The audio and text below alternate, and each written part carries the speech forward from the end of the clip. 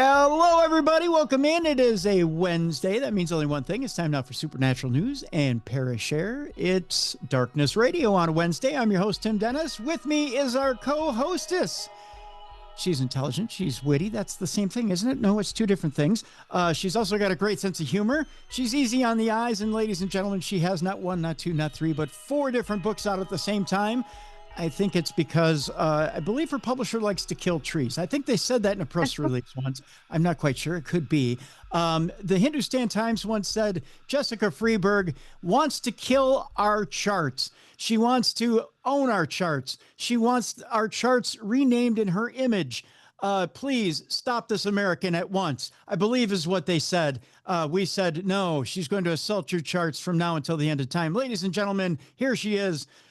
American author, an assault of all literary charts everywhere, assaulter of charts, ruler of worlds, Jessica Freeburg. Jess, how you doing? I'm an international threat, Tim. You're an international threat, Jessica. It's crazy. It is, isn't it? How you doing? You don't think of the 4 books coming out as a problem. You mention it a lot and it makes me giggle, but I went to set up a book signing event and the bookstore was like, well, which one are you going to feature? Because usually you just have one out at a time. And so we don't, we have to buy all these books. And I'm like, no, we have to feature them all. It's their special day.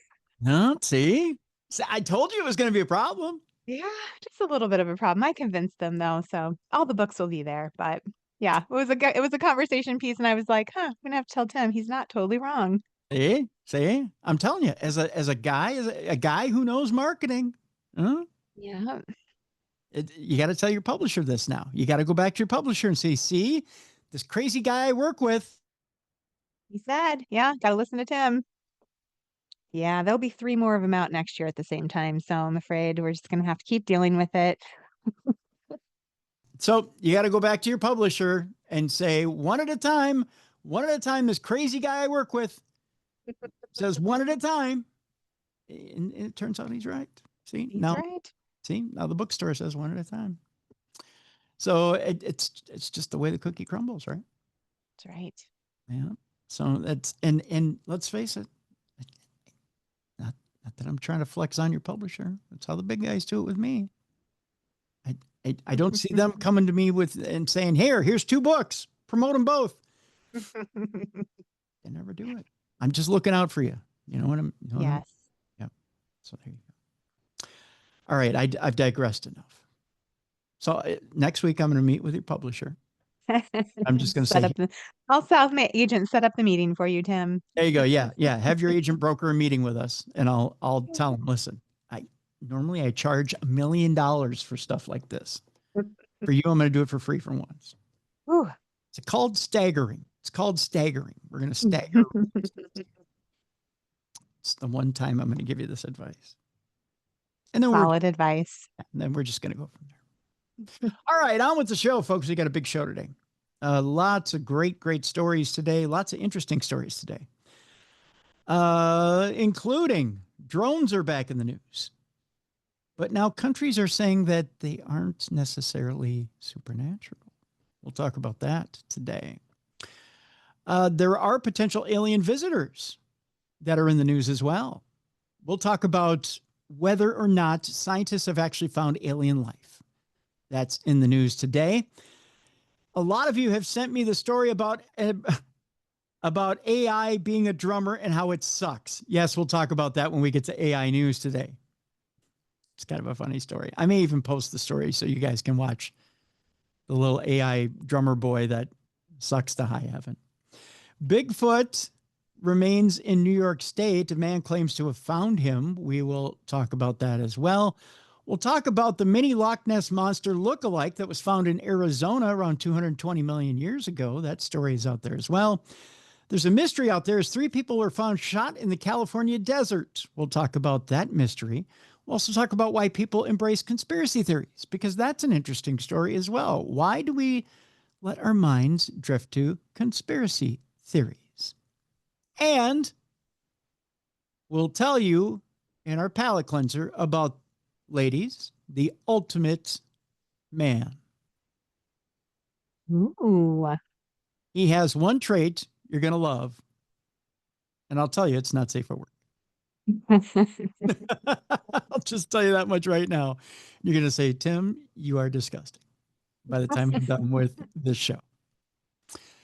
But that's your promise for the end of the program. But first, let's talk about an incident that happened this past week as Poland called a drone crash in the country's east a Russian provocation amid peace talks. Poland's defense minister, Władysław Koźniak-Kamysz, says that a flying object that crashed and exploded in a cornfield in eastern Poland has been identified as a Russian drone. Poland's defense minister, which sounds like police, right? Said that a flying object has crashed and exploded in a cornfield in eastern Poland early Wednesday that was identified as a Russian drone, calling it a provocation by Russia. At a news conference in Warsaw, Defense Minister Kamysz accused Russia of provoking NATO during a crucial moment as peace talks over the war in neighboring Ukraine are underway. Russia is provoking us once again, said Koźniak-Kamysz, just as peace talks have given hope that the war has a chance of ending. Police said they received reports of the crash around 2 a.m. and found buried metal and plastic debris near the scene, near the village of, I believe it is Oksine. The blast broke windows in some nearby houses, but nobody was injured, according to PAP. Poland's Armed Forces Operational Command said Wednesday on social media that no violations of Polish airspace from neighboring Ukraine or Belarus were recorded overnight. Officials initially said the explosion may have been caused by a part of an old engine with a propeller. Lublin District Prosecutor Grzegorz Trusevich, told reporters several investigators, both civilian and military, were examining the crash site. Since Russia launched a full-scale invasion of Ukraine more than 3 years ago, there have been a number of incursions and intrusions into Polish airspace, raising alarm in the European Union and NATO member states and reminding people how close the war really is. Now, you may say to yourself, well, drones are used all the time in war, especially over there and in Ukraine and Russia. What does this have to do with anything paranormal or supernatural? Well, the fact of the matter is that the U.S. had said, well, we don't need to worry about these mystery drones that have been happening a year or two ago. Everybody was freaking out, Jess, about, well, these mystery drones are flying around in the U.S. and we don't know where they're from. They could be from outer space. The government had said, don't worry about it. They didn't say we know where they're from. They had said we don't know where they're from. Then I was watching 60 Minutes piece on them. And the Defense Department made it seem like they knew where they were from, but they couldn't stop them. They said we couldn't stop them. And they alluded to the fact that they might be spy drones. Mm-hmm. And now they're alluding to the fact that they may be from other countries. They just don't have a way to stop them from spying, which raises the hackles, and it should raise the hackles on everybody's neck. Yeah, scary. Because drones are the new way of spying, and they're the new way of fighting wars. We're taking people off the battlefield now. And we're doing it more with technology, which I guess is good if you're looking at saving lives. But now it's become an aerial war where you can incur casualties with launching weapons off a drone.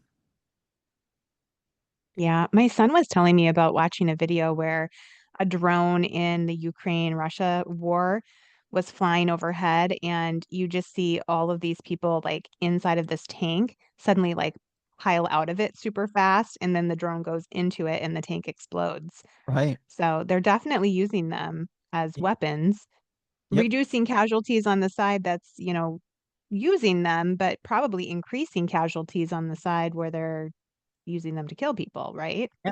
Yeah, they're using them as flying incendiary devices. Yeah, so scary. Yeah. Yeah. And they'll figure out a way once they can do it in some of the second and third world countries to put other devices on them too. When they can figure out how to put uh, a missile-like device on a drone and launch Right. it, because some of these drones aren't just a smaller drone. We're talking they have, like a small plane-sized drone out there Yeah, flying they're around. big. Yeah. They can figure out a way to launch a missile off of it. There's going to be some real trouble. And Right. And here our government say they can't stop it. That's the scariest part of all. Like you yeah, can't stop them from flying in our airspace and spying on us. How are you going to stop them from flying in our airspace and killing us? the piece I had watched had talked about there are drones flying over our nuclear power plants, our nuclear missile silos, our our air force bases, our military bases, and strategic areas, and they Mhm. can't stop them. They have no way of being able to recognize who the drone is from, first of all, to be able to shoot it down. And by the time they scatter any type of flight to be able to shoot it down, it's gone. Yeah, that's not good. Yeah. So they're pretty much sitting ducks and have admitted to that publicly now. Right. So they found our weak spot, Yeah. our Achilles heel. Yeah. So now that they know that they can fly by and gather intel, they know they can fly by and launch an offensive. Yeah, scary. Scary stuff. Yeah. So now you have a Fort Hood scenario where someone could walk into a military base with a drone and attack. Mhm. Um, it's scary stuff. Indeed. Indeed. Our next story has to do with a secretive U.S. RAT 55 or RAT 55 plane spotted landing at Area 51 in Nevada. The enigmatic plane is thought to be used to evaluate the stealth profiles of other aircraft in midair.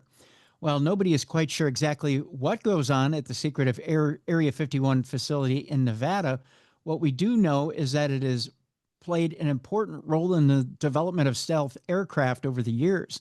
The point was further emphasized recently when aviation enthusiast Michael Rakita spotted the Air Force's RAT 55, which is a plane designed to evaluate stealth aircraft in flight landing at the base. Watching from a vantage point 26 miles away at Tikaboo Peak, Rakita observed that the plane landing at the base's famous runway 32 before taxiing into the mysterious hangar 18 was what he had spotted. The RAT 55 was thought to have played a critical role in the development of the RQ-80 unmanned aerial vehicle and is typically only deployed in restricted airspace. Its presence at Area 51 suggests that the U.S. Air Force is trialing some type of stealth vehicle there. The fact that it went into Area 51 and Hangar 18 is particularly notable, as this building has long been associated with secretive black projects at the base. As always, however, officials have remained tight-lipped on exactly what's going on there. So not exactly aliens all the time at Area 51, Jeff. Right. Sometimes it's just a black project. And I know I say just a black project tongue in cheek, but sometimes a black project is just a black project. I mentioned alien visitors earlier. There's a mystery as a potential alien visitor seems to be emitting its own light. Avi Loeb is back in the news and maintains that this latest revelation adds credence to the idea that the object is an extraterrestrial vehicle. What are we talking about? Well, we're talking about 3I Atlas, which a lot of people maintain is a comet, and it's just a comet. He says it is a vehicle. The mysterious cosmic interloper was first revealed on July 1st following its discovery by the Asteroid Terrestrial Impact Last Alert System, or ATLAS, which is a robotic astronomical survey which uses multiple telescopes to scan the night sky for small near-Earth objects. Estimated to be about 12 miles across, the object is heading toward the inner solar system at 152,000 miles per hour. Now, where it's going to hit we don't know for certain right now. But many scientists believe that 3I Atlas is likely to be a comet. Others, such as Harvard's Professor Avi Loeb, maintain that it could in fact be under intelligent extraterrestrial control. Now, new evidence has suggested that the object, whatever it is actually emitting its own light.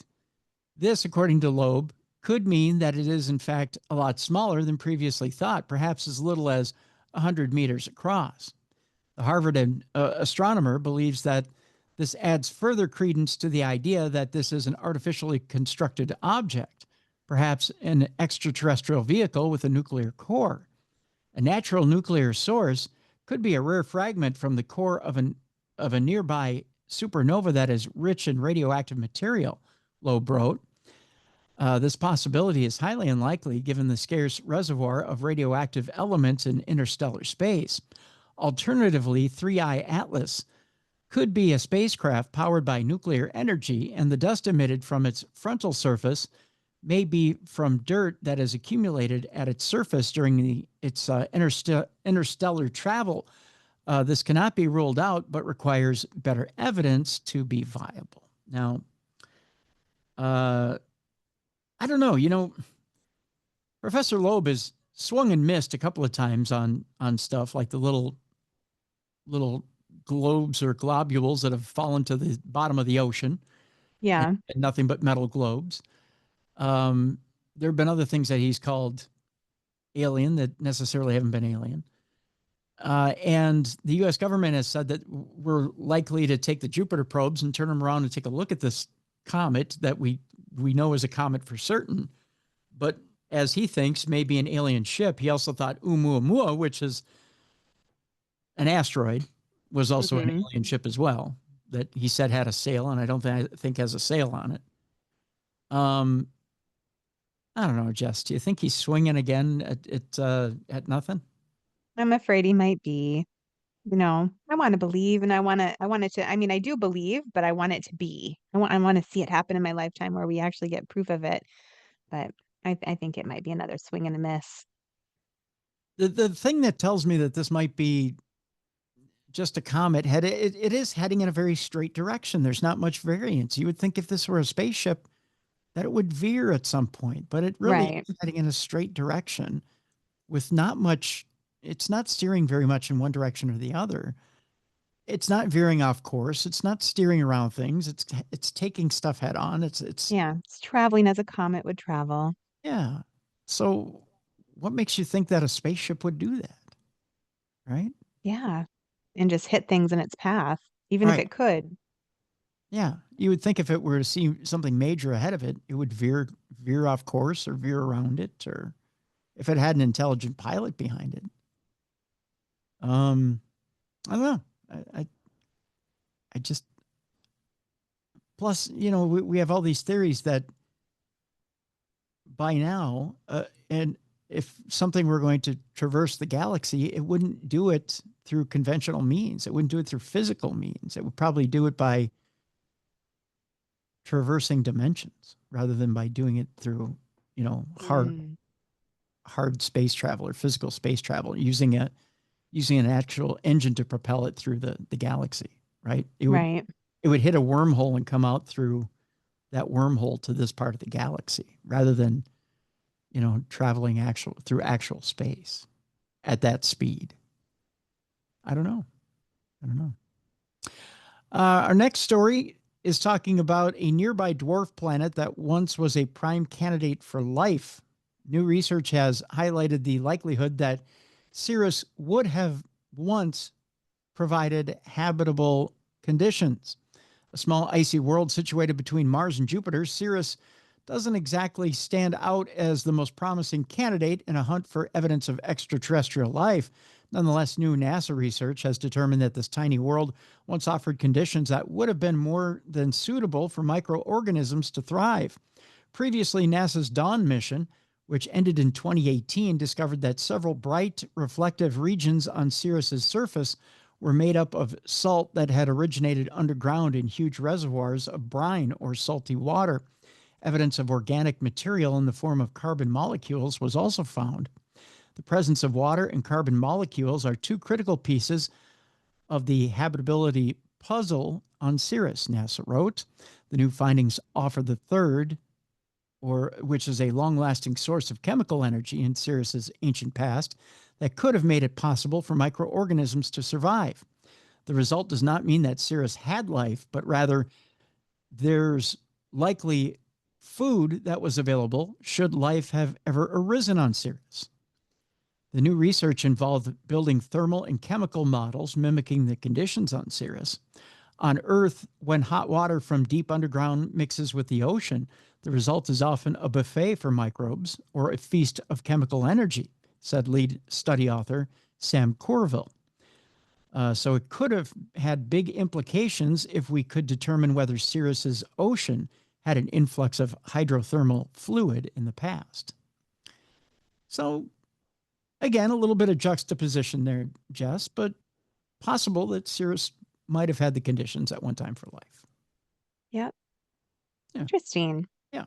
Also kind of scary to think that planets could have, been habitable and now they're not, because it tells you something happened that changed that, and that's kind of a scary thought.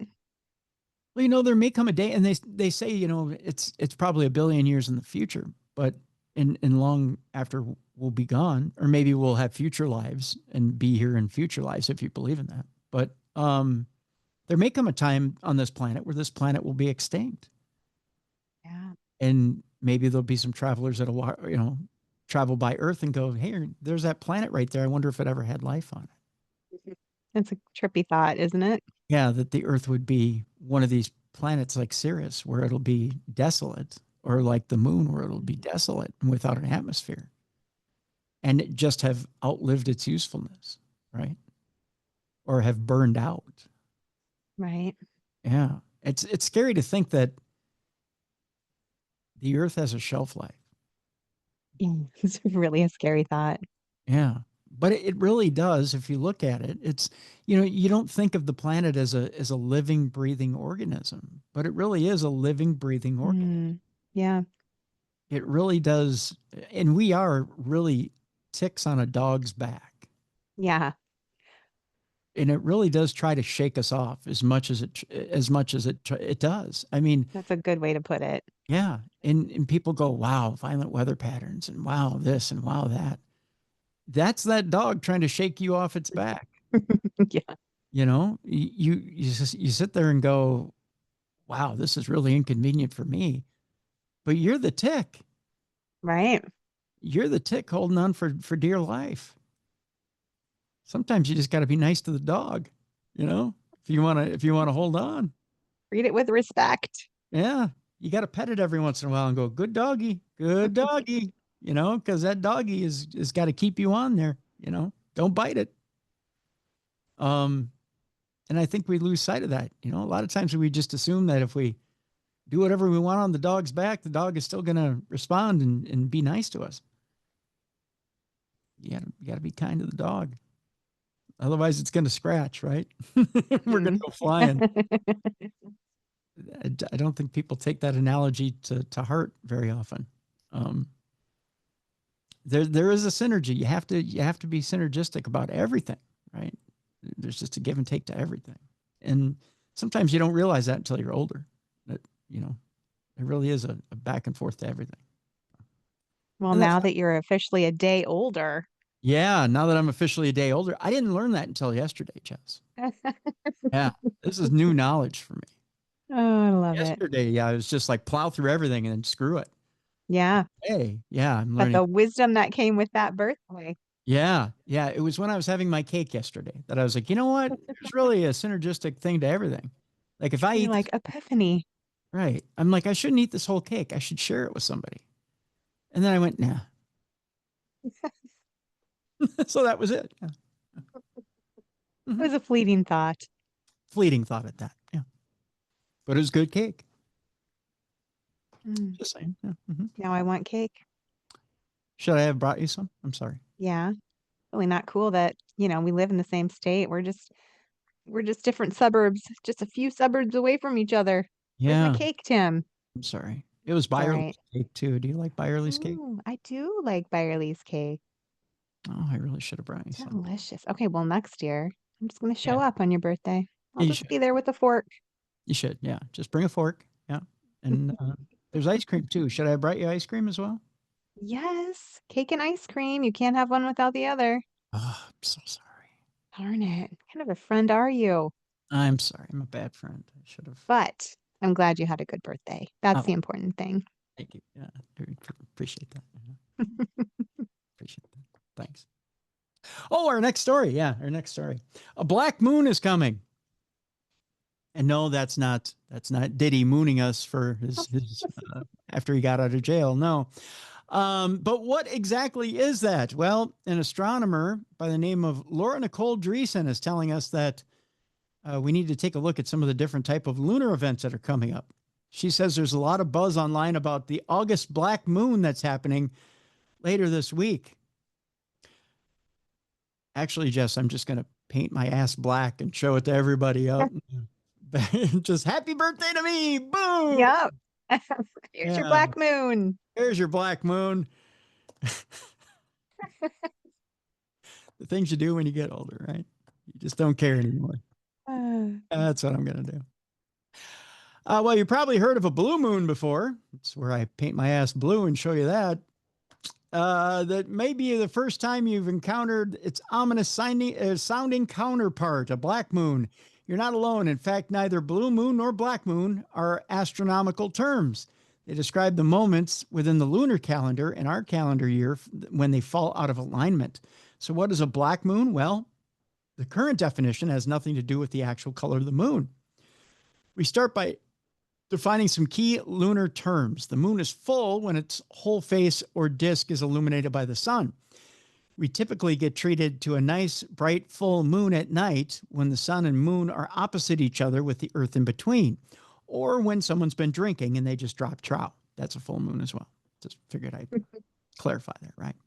A new moon is when none of the moon's face is illuminated and the far side is illuminated instead. This happens when the moon is up during the day because the far side of the moon is illuminated when the moon is in between the earth and sun. A lunar cycle, the time it takes for the moon to go from new to full and to new again, is approximately 29.5 days long. Most years are 12 full moons and 12 new moons, but the 29.5 day cycle doesn't fit perfectly into a calendar year. So every now and then there are 13 fuller new moons in a calendar year. 7 years out of every 19 years, we have 13 full or new moons instead of 12. So a blue moon is when we get a 13th full moon in one calendar year. Conversely, a black moon is when we get a 13th new moon in one calendar year. So there you go. Blue moon, black moon. A lot of moons. Yeah. Because these terms are entirely colloquial, there are a couple of definitions used for these extra moons. One is based on seasons, the other on simple calendar months. So a calendar year has 4 seasons divided by equinoxes and solstices. We don't necessarily have to get into that, but you have your wolf moon, your strawberry moon, your harvest moon. You have some other moons in there as well. I don't want to get too deep into that. That's kind of involved.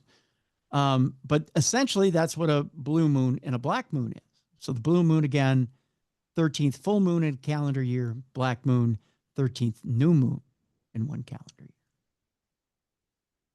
Learn something new. There you go. There's your blue moon and your black moon. And it didn't involve me painting my ass. So Is it too late for you to do that though, Tim? Because no, I'll do kind of that. funny. I'll do that after the show. Take pictures and put it on Instagram. We'll see how long it stays up. I'm sure it won't be up for very long. I'll get banned, I'm sure. So I teased you that scientists just proved that all life on Earth follows one simple rule. A new study provides empirical evidence for a rule explored by biogeographers for centuries. Now, this may prove that there's also life on other planets. It says the Earth is home to incredibly remarkable and diverse biomes that host millions of species worldwide. Now, George Lucas has managed to create an entire galaxy far, far away for Star Wars using just the natural wonders mostly found in the state of California. Although life appears relatively well distributed across countries and continents, Barring Antarctica, of course, a new study suggests that biodiversity isn't so much an evenly distributed blanket across the planet as it is a core to transition organization. This is the insight gleaned from a new article published earlier this month in the journal Nature, Ecology, and Evolution, analyzing how organisms are divided into biogeographical regions or bioregions across the planet's surface. An international team of scientists from Sweden, Spain, and UK examined the global distribution maps of species across a variety of limbs on the tree of life, including amphibians, birds, dragonflies, mammals, marine rays, reptiles, and even trees. Because of the vast swath of differing types of life, researchers expected that species distribution would vary wildly due to environmental and historical factors. However, what they discovered is that life all around the world proliferates through a very similar process. First, there is a core area where life appears to flourish, and from there, species tend to radiate outward, hence core to transition organization. In every bioregion, there is always a core area where most species live. Ruben Bernardo Madrid, who is a co-author of the study from Umea University, said in a press release. From that core, species expand into surrounding areas, but only a subset manages to persist. It seems that these cores provide optimal conditions for species survival and diversification, acting as a source from which biodiversity radiates outward. These core regions are immensely important, as they only cover about 30% of the world's surface, but contain more biodiversity than the other 70%. These regions are likely evolved because they were originally refuges from the devastation brought on by past climatic events, such as the last glacial maximum. The study also shows that overall species must be well adapted for heat and drought to colonize new areas beyond these core bioregions.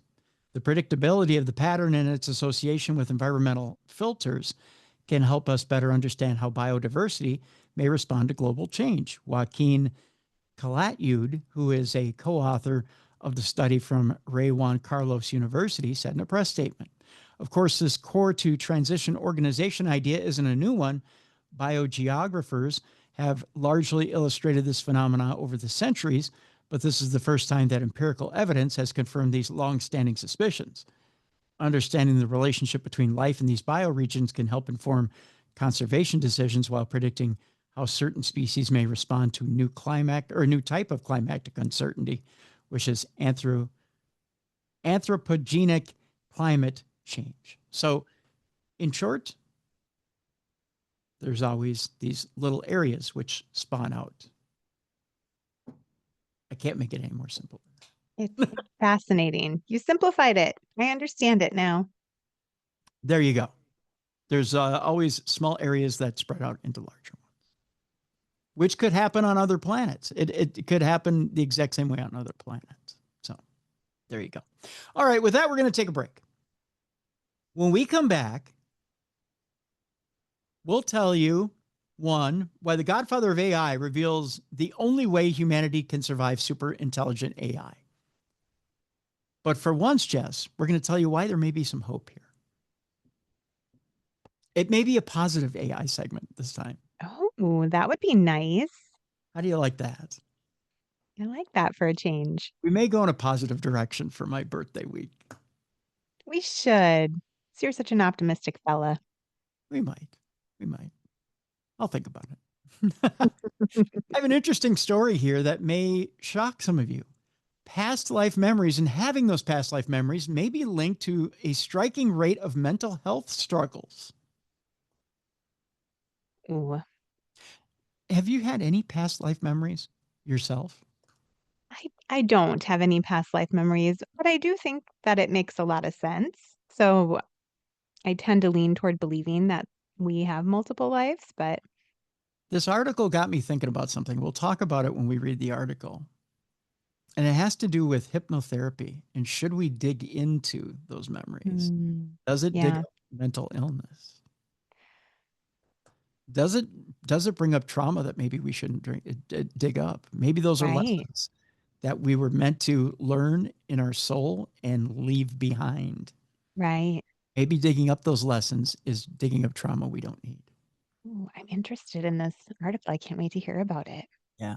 So we'll talk about that when we come back. I thought that was interesting. I ran across that and thought, that's interesting. An unidentified object, which is dubbed a witch, was filmed in the sky over France. Huh. Talk about that when we come back. I have the most disgusting article coming up that will talk about hygiene. The most disgusting. That's really saying something, Tim. And it's in our palate cleanser, too. We'll talk about that when we come back. And ladies, I'll discuss the perfect man in our palate cleanser for you. We're getting naughty at the end of the show. It's all coming up. It's Supernatural News and Parashare. By the way, we would like your Parashares. I do have one from our friend Jackie today, so we'll share that with you. Hey. But we'd like your Parashares as well. You can send them in, Tim at darknessradio.com. You can type it out on an old-fashioned email. You can also send us a voicemail. I say voicemail. But you go to darknessradioshow.com, click on that blue button. It's a voice note. Click on that blue button on the right-hand side of the website. Leave your voice note. You've got 2 minutes to do so. If you need more time, just rinse and repeat. Click that blue button as many times as you need. Do it in 2-minute spurts. I'll stitch them together, play them right here on the show. Third way you can do it, if you have a studio like the ones that Jess and I are sitting in right now, make a video package. Send it in. We'll air it right here on the show. There you go. All right. When we come back, we'll talk witches. We'll talk Bigfoot. We'll talk past life memories. Are we digging up mental illness? It's all coming up next, right here on the best in Paranormal Talk Radio. This is Dr.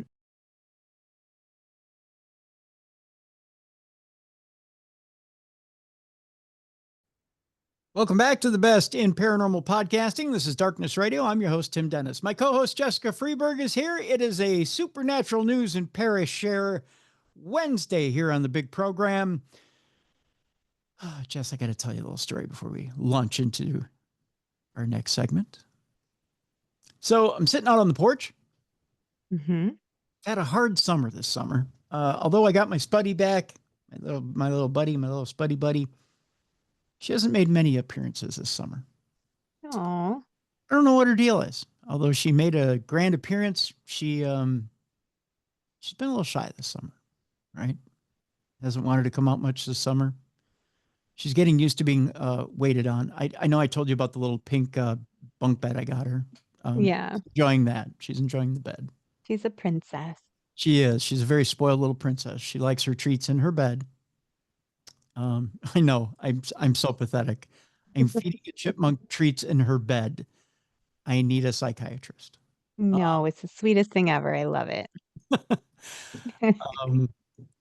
You can't tell me that chipmunk isn't domesticated. And then, so I'm sitting out on the porch the other day. My mom came to visit for a couple days last week for a belated birthday weekend, I guess. So we were celebrating her 80th birthday. And we took her to, took her to cabaret at the Orpheum. And we were sitting out on the porch. And I have my two goldfinches, Steeler and Tweety. They're not mine. They're birds in the neighborhood. Right. But they know their names, and they come and they fly up on the banister and they come say hi. And so she was amazed by Steeler and Tweety. But as we were sitting there, Gilbert came by. And Gilbert, I don't see Gilbert very often. But he came by, and my mom was amazed by Gilbert as well, which I just thought was kind of cool. I haven't seen Gilbert very often. But Gilbert is just as big as Spud now. And he looks very much like his mom, which is amazing. Sweet. Yeah. He's got a little Judy booty. So he's got, I didn't know that chipmunks had junk in the trunk, but they do evidently. But yeah, he's got a little Judy booty. But he's surprisingly not that afraid of humans. He should be, but he's not. Right. He was enjoying just chomping on peanuts in the front yard. But then I noticed something because I've been putting peanuts up in the bird feeder for the blue jays, and that little shit's going up in the bird feeder, and he's chewing peanuts and he's throwing them out of the bird feeder Oh, below. So I have all these shells below the bird feeder. So he's having a little party. He's taking the nuts out of the shells and he's throwing them out of yeah. and they're all over the ground. Yeah. That's funny. I got a little litter on my hands. Troublemaker. Yeah. So now I got a bunch of shells to go clean up outside. But he's cute. So I'll let it pass. So yeah. But either way, he makes me happy. That's it. Oh, I did it. Oh. It means it's time for the AI segment, I guess. All right, Jess, we'll get into this story. The godfather of AI reveals the only way that humanity can survive super intelligent AI. My guess is with a whole bunch of guns, because that's what they do in the Terminator movie, right? It makes sense. Yeah, and fire and lava pits. That's I think that's how we do it. I think. I mean, it might sound like something straight out of science fiction, but AI experts warn that machines might not stay submissive to humanity for very long. Duh, I could tell you that. As AI systems continue to grow in intelligence at an even faster rate, many believe the day will come when a super intelligent AI becomes more powerful than its creators. When that happens, Professor Geoffrey Hinton, a Nobel Prize-winning researcher dubbed the godfather of AI, says there's a 10 to 20% chance that AI wipes out humanity. Notice, Jess, I'm on the positive side of things here. Only a 20% chance. We have a greater chance of surviving. See? There's an 80 to 90% chance it's all bullshit. I like those odds. See? It's a positive spin today. However, Professor Hinton has proposed an unusual way that humanity might be able to survive the rise of AI. Speaking at the AI4 conference in Las Vegas, Professor Hinton of the University of Toronto argued that we need to program AI to have maternal instincts towards humanity. Oh, that won't be too tough. We'll just convince it it's got teeth and we need to suckle at it. Mommy. Mommy computer. Mommy Terminator. Why not? Professor Hinton said the right model is the only model we have of a more intelligent thing being controlled by a less intelligent thing, which is a mother being controlled by her baby. You ever think this guy's into infantilism? Is that Kind of. Yeah, I think he's got a little bit of a mommy complex. Mommy complex, yeah. Little Madonna complex deal going on with him. That's the only good outcome, he says. It's not going to be, or it's not going to parent me. It's going to replace me, he says. I think he's got a little bit of an issue himself. Professor Hinton, known for his pioneering work on the neural networks, which underpin modern AIs, stepped down from his role at Google in 2023 to freely speak out about the risks of AI. According to Professor Hinton, most experts agree that humanity will create an AI which surpasses itself in all fields of intelligence in the next 20 to 25 years. This will mean that for the first time in our history, humans will no longer be the most intelligent species on the planet. That rearrangement of power will result in a shift of seismic proportions, which could result in our species' extinction. Professor Hinton told attendees at AI4 that AI will quickly develop two sub-goals that, if they're smart. One is to stay alive, and the other sub-goal is to get more control. There is good reason to believe that any kind of agentic AI will try to stay alive, he explained. Super intelligent AI will have problems manipulating humanity in order to achieve those goals, tricking us as easily as an adult might try to bribe a child with sweets. Already, current AI systems have shown surprising abilities to lie, cheat, and manipulate humans to achieve their goals. For example, the AI company Anthropic found that its Claude Opus 4 chatbot frequently attempted to blackmail engineers when threatened with replacement during safety testing. The AI was asked to assess fictional emails, implying it would soon be replaced and that the engineer responsible was cheating on their spouse. In over 80% of tests, Claude Opus 4 would attempt to blackmail the engineer by threatening to reveal the affair if the replacement goes through. So Dang, that's wild. it's got morals. Yeah. Yeah, yeah. Scary. Given its phenomenal capabilities, Professor Hinton says that the tech bro attitude that humanity will always remain dominant over AI is diluted. That's not going to work, says Professor Hinton. It's going to be much smarter than us. They're going to have all sorts of ways to get around that. The only way to ensure that AI doesn't wipe us out, to preserve itself, to ensure goals and ambitions match what we want, and a challenge that engineers call the alignment problem. Professor Hinton's solution is to look at evolution for inspiration and to what he sees as the only case of a less intelligent being controlling a more intelligent one. By giving an AI the instincts of a mother, it will want to protect and nurture humanity rather than harm it in any way, even if that comes at a cost to the AI itself. Professor Hinton says the super intelligent, caring AI mothers, most of them won't want to get rid of the maternal instinct because they won't want us to die. It's kind of shooting high, don't you think? To think that it has a maternal instinct? I don't know.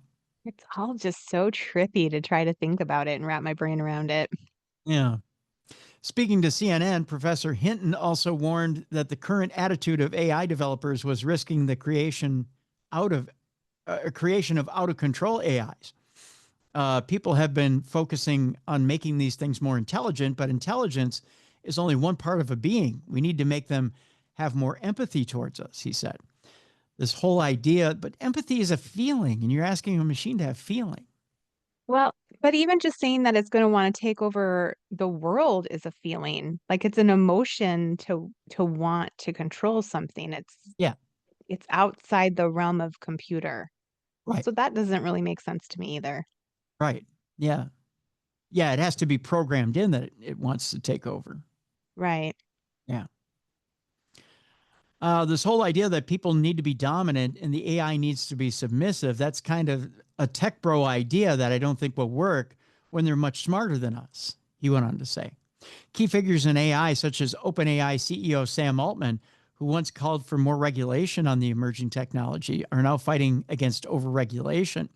Speaking in the Senate in May this year, Mr. Altman argued that regulations like those in place in the EU would be disastrous. Mr. Altman said we need the space to innovate and to move quickly. Likewise, speaking at a major privacy conference in April, Mr. Altman said that it was impossible to establish AI safeguards before problems emerge. However, Professor Hinton argues that this attitude could easily result in humanity's total annihilation. He said if we can't figure out a solution to how we can still be around when they're much smarter than us and much more powerful than us, we'll be toast. We need a counterpressure to the tech bros who are saying that there should be no regulations on AI. Elon Musk wants to push technology to its absolute limit, from space travel to self-driving cars, but he draws the line at artificial intelligence. The billionaire first shared his distaste for AI in 2014, calling it humanity's biggest existential threat and comparing it to summoning the demon. At the time, Musk also revealed that he was investing in AI companies not to make money, but to keep an eye on the technology in case it gets out of hand. His main fear is that in the wrong hands, if AI becomes advanced, it could overtake humans and spell the end of mankind, which is known as the singularity. Well, I'm glad it has a name that's kind of freakish, freaking me out, making me not want to use words. That concern is shared among many brilliant minds, including the late Stephen Hawking, who told the BBC in 2014 the development of full artificial intelligence could spell the end of the human race. It would take off on its own and redesign itself at an ever-increasing rate. But how do we know it was Hawking who said that, not the computer that he talked through? Ooh, yes. Good point. See? Despite his fear of AI, Musk has invested the in the San Francisco-based AI group Vicarious in DeepMind, which has since been acquired by Google and OpenAI, creating the popular ChatGPT program that has since taken the world by storm in recent months. Holy oxymoron, Batman. Musk founded OpenAI with Sam Altman, the company's CEO, but in 2018, the billionaire attempted to take control of the startup. His request was rejected, forcing him to quit OpenAI and move on with his other projects. Now we have Grok on X, so you're eating AI. I hate AI, but I'm going to make a lot of money off of it. That's right. In November, OpenAI launched ChatGPT, which became an instant success worldwide. The chatbot uses large language model software to train itself by scouring a massive amount of text data so it can learn to generate eerily human-like text in response to a given prompt. ChatGPT is used to write research papers, books, news articles, emails, and more. But while Altman is basking in its glory, Musk is attacking ChatGPT. He says the AI is woke and deviates from OpenAI's original nonprofit mission. I don't know if it's woke. So strange. I mean, we're really humanizing something that's not human. Right. Yeah. You can't do that. Again, the desire to take over the world is a desire that's not innate to an object or a technology. They don't have desires. Right. And then if Right. there's no humans around, who's going to give it prompts? Like, what's it going to do? Right. Yeah. You're right about that, Jess. You can't say this has a personality when it doesn't have a personality, right? I mean, you can't No. say like the iPad in front of me. I can't name it Buster and take it on a walk on a leash and tell you that Buster is going to take over the world when Buster doesn't do anything that I don't prompt it to do. It Right. just seems like we're overly afraid of something that's just, and there's always been things that we use that are smarter than us. A calculator is smarter than me. Right. I Right. don't think a calculator is going to take over the world. Right. Right. It's No, just, I don't know. I don't know. Yeah. But at the same time, I think we realize the potential for this technology, and it's the potential for this technology that makes it so darn scary. Yeah. It's what really makes this. I mean, it's the imagination that humans have when we put it into technology that makes us realize how scary the human animal is. Hmm. The fact that when we put it into something greater, how devious we are, and when we put it into technology, we can take our greatest fears and amplify them even higher. Yeah. You know, Yeah. And I think, like the big guy kind of benefits when we're all afraid of something that we don't understand. right. So I think all this talk of it being scary and eventually taking over the world just benefits people in power because the rest of us are like, oh, crap. Yeah. Well, I'll give you a perfect example, right? Xylon gas or gas is just gas, right? It Hmm. doesn't do anything. But you build a chamber and you put a bunch of people in it, it's a killing machine. Right. And you have a holocaust. Hmm. A gun is just a gun that does nothing until somebody gets the mind that they're going to take it to a public place and kill a bunch of people. Right. Then it's an instrument of destruction. Yeah. We're the scary thing, not the technology. Not the What technology. we could do with it is scary, Right. not the technology itself. Right. So Yeah. until we have the mind to do what it is we want to do with it.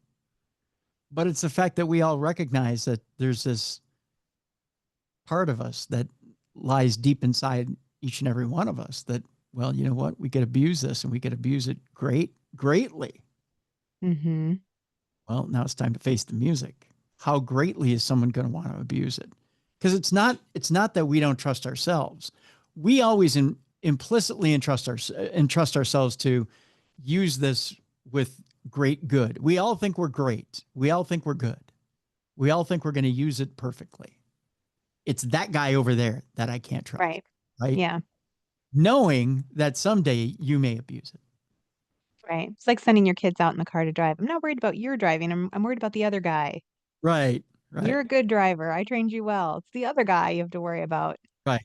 Even though your kid may one day wrap a car around a pole or even kill somebody in Yeah. the car. Mm-hmm. You never know. You can't say Right. that they won't. But it's that guy over there. Yeah. It's the imaginary that guy over there who's going to one day kill the world with the technology. When we all know it could be anybody. Even yourself. Yeah. We all have shadow parts. They're That's in right. there. That's right. Good way to put it, Jess. Speaking of shadow parts, we all know AI is not a musician. I think that's safe to say. I don't think the talent comes from it. I don't think it comes down from a machine. Again, the machine is just it's the instrument, not the creator. But this seems to be the most popular story that's been sent to me this week. We're going to meet the robot drummer. Scientists trained an AI to drum like Linkin Park and AC/DC, but it sounds like it needs plenty of practice to do that. I'm going to see if I can pull up this video and play it for you. I don't know if you'll be able to hear it or not here, Jess, but I'm going to give it a shot here. Here is a clip of what it sounds like. I'm going to read the story a little bit, and then we'll see if we can play it here. Humanoid robots can pick up objects, run, and even play sports to a limited degree, but they can master the rhythm of a drum kit? Well, thanks to new research, they sort of can. Robot Drummer is a humanoid robot avatar capable of express high-precision drumming.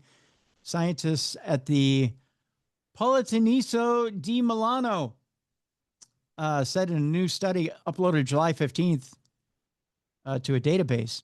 This was a concept that was spontaneously conceived over coffee by co-authors Asif Ali Shahid and Loris Roveda. They told that to Tech Explore. They said, we are discussing how humanoid robots have become increasingly capable at a wide range of tasks, but rarely engage in creative and expressive domains, Ali Shahid said. They raised a fascinating question. What if a humanoid robot could take on a creative role, like performing music? Drumming seemed like a perfect frontier, and it's rhythmic, physical, and requires rapid coordination across limbs. It's a good theory, but does it work? Robot Drummer isn't a robot itself. Rather, it's a simulation that uses the G1 Unitree robot as a model to build a system that a future humanoid robot could eventually use. The 3D visualized G1 robot plays a color-coded drum kit. Here's the video that's on YouTube for Robot Drummer. You can look it up yourself. I may even put a link in the description of this program so you can watch it yourself. Boy, it's bad, Jess. I'll post the entire video online in the description of the show so you can watch the entire deal. It's bad. We'll just put it that way. It's bad. Yeah. AI not meant to. So we're not replacing drummers with AI. No. Your job is safe. That's right. Your job is safe out there, drummers. Keep drumming. Keep on drumming. Keep on drumming. Keep the music alive. Brother, sister, whoever's out there drumming. Because it ain't happening through AI. I mean, there's drum machines out there that keep the time, but yeah. But you know, it ain't happening that way. No. All right, let's get to Parashare here. Jackie sends in a story about her summer from hell. It was supposed to be only taking 3 full summer courses, or she was only supposed to be. First of all, again, this is how you send in your Parashares. Either one, email me, tim@darknessradio.com. 2, go to the website, darknessradioshow.com. Send us a voice note. Click on that blue button on the right-hand side. You got 2 minutes to do so. 3, if you got a studio like this one, send us a video note. We'll play it here on air. Okay. Jackie says she was supposed to be taking 3 full summer courses so she could graduate college the next semester. This was daunting enough, but then my living situation compounded it. Here it goes. A little background. I had moved back to my boyfriend's hometown where he had a good summer job while we were both in college. We had secured a summer sublease and all was a go to move for the summer. 2 weeks before we were to move in, the rental fell through. My boyfriend had grown up in this town and started putting out some feelers. This was long before any sort of World Wide Web was even a thing, so we relied on friends. We found some friends of friends that were looking for another room to be filled in their house that summer. We were assured it was a big house, and when we heard the dimensions of our room, we were excited and we thought we won the lottery. Bigger than some efficiencies we had even lived in. The walk-in closet was almost bigger than some rooms we had lived in. We moved sight unseen, friends of friends unmet. I know, what could possibly go wrong? A lot, Jackie. A lot could go wrong. It turned out to be a pretty big party house, and I stayed in my room most of the time. I had no time for socializing or the drug culture. I was friendly with the housemates, but didn't get involved. My boyfriend worked third shift. Things were going good in the house for a while. About halfway through the summer, things started getting stressed. The whole house, not just me. There was a lot of fighting and arguing that I just stayed out of. One night, I had went to bed. We kept the closet open for more room for our cat to wander. We kept the main door shut to the bedroom at all times. She said I wasn't asleep thinking about school projects or some such. The room was dark, but city dark, not country dark. Oh, okay, so there was ambient light, right? I thought my boyfriend was home early, and I rolled over to face the bedroom door in the closet. It was not my boyfriend, but something that came out of the closet. It took up the entire door frame. Oh, no. Yeah. Ugh. What made up its body was static, like the old time TV static when it went off the air for the evening. The form walked over to me, stood over me, tilted its head as if to look at me, then turned and went out to the bedroom door through the closed door. Ew. Creepy. Yeah. I wasn't in the least bit scared until I was telling my boyfriend about it the next day. A few weeks passed. The tension in the house was so intense. At this point, no one was talking to each other except me and my boyfriend. There was a couple that lived across the hall from me and one other girl who was in the room below me. On top of everything else, there was about 3 days that it felt more often than not that I had maggots under my skin when I was alone in my room. Mind you, had 0 drugs in my system. I That's a creepy feeling, that's for sure. One night I had gotten up in the middle of the night to use the bathroom, which was at the other end of the hall. When I left the bathroom, I saw the static man leaving through my bedroom door, come towards me, and then turn and go down the steps that were in the middle of the hall, in the middle of the hallway to go downstairs. Once again, I wasn't scared. I don't know how. I don't know how you weren't scared, Jackie. I don't It's get it. wild. Until later, that's when she got scared. I stopped at the steps and watched it turn on the landing and continue down. I'm not sure if I said it loud or in my head, but I said, you know, you don't need to be here. Everyone you loved has left. They are looking for you. Go find them. Mm. How did you know it was a ghost? Just felt it. I think her intuition was kicking in. That's why she wasn't feeling afraid, probably. The next morning, it was like a veil had lifted. The house was happy. One even cooked breakfast for everyone. Later that week, I was talking with my downstairs roommate, and she confessed that she had tried to kill herself a few times that summer and was going to seek some help. I never saw the static man again. I left the house a few weeks after that to go back to finish college in another town. She says, thanks, Timmy. Jackie from Wisconsin. Aw, thank you, Jackie. That was a good, creepy one. So maybe the static man is a combination of things. I was thinking about this as I was reading it. Yeah. Maybe the static man was a combination of tension in the house and an actual spirit that had been staying in the house. That was maybe, as the one girl said, she had thought about taking her own life. Mm-hmm.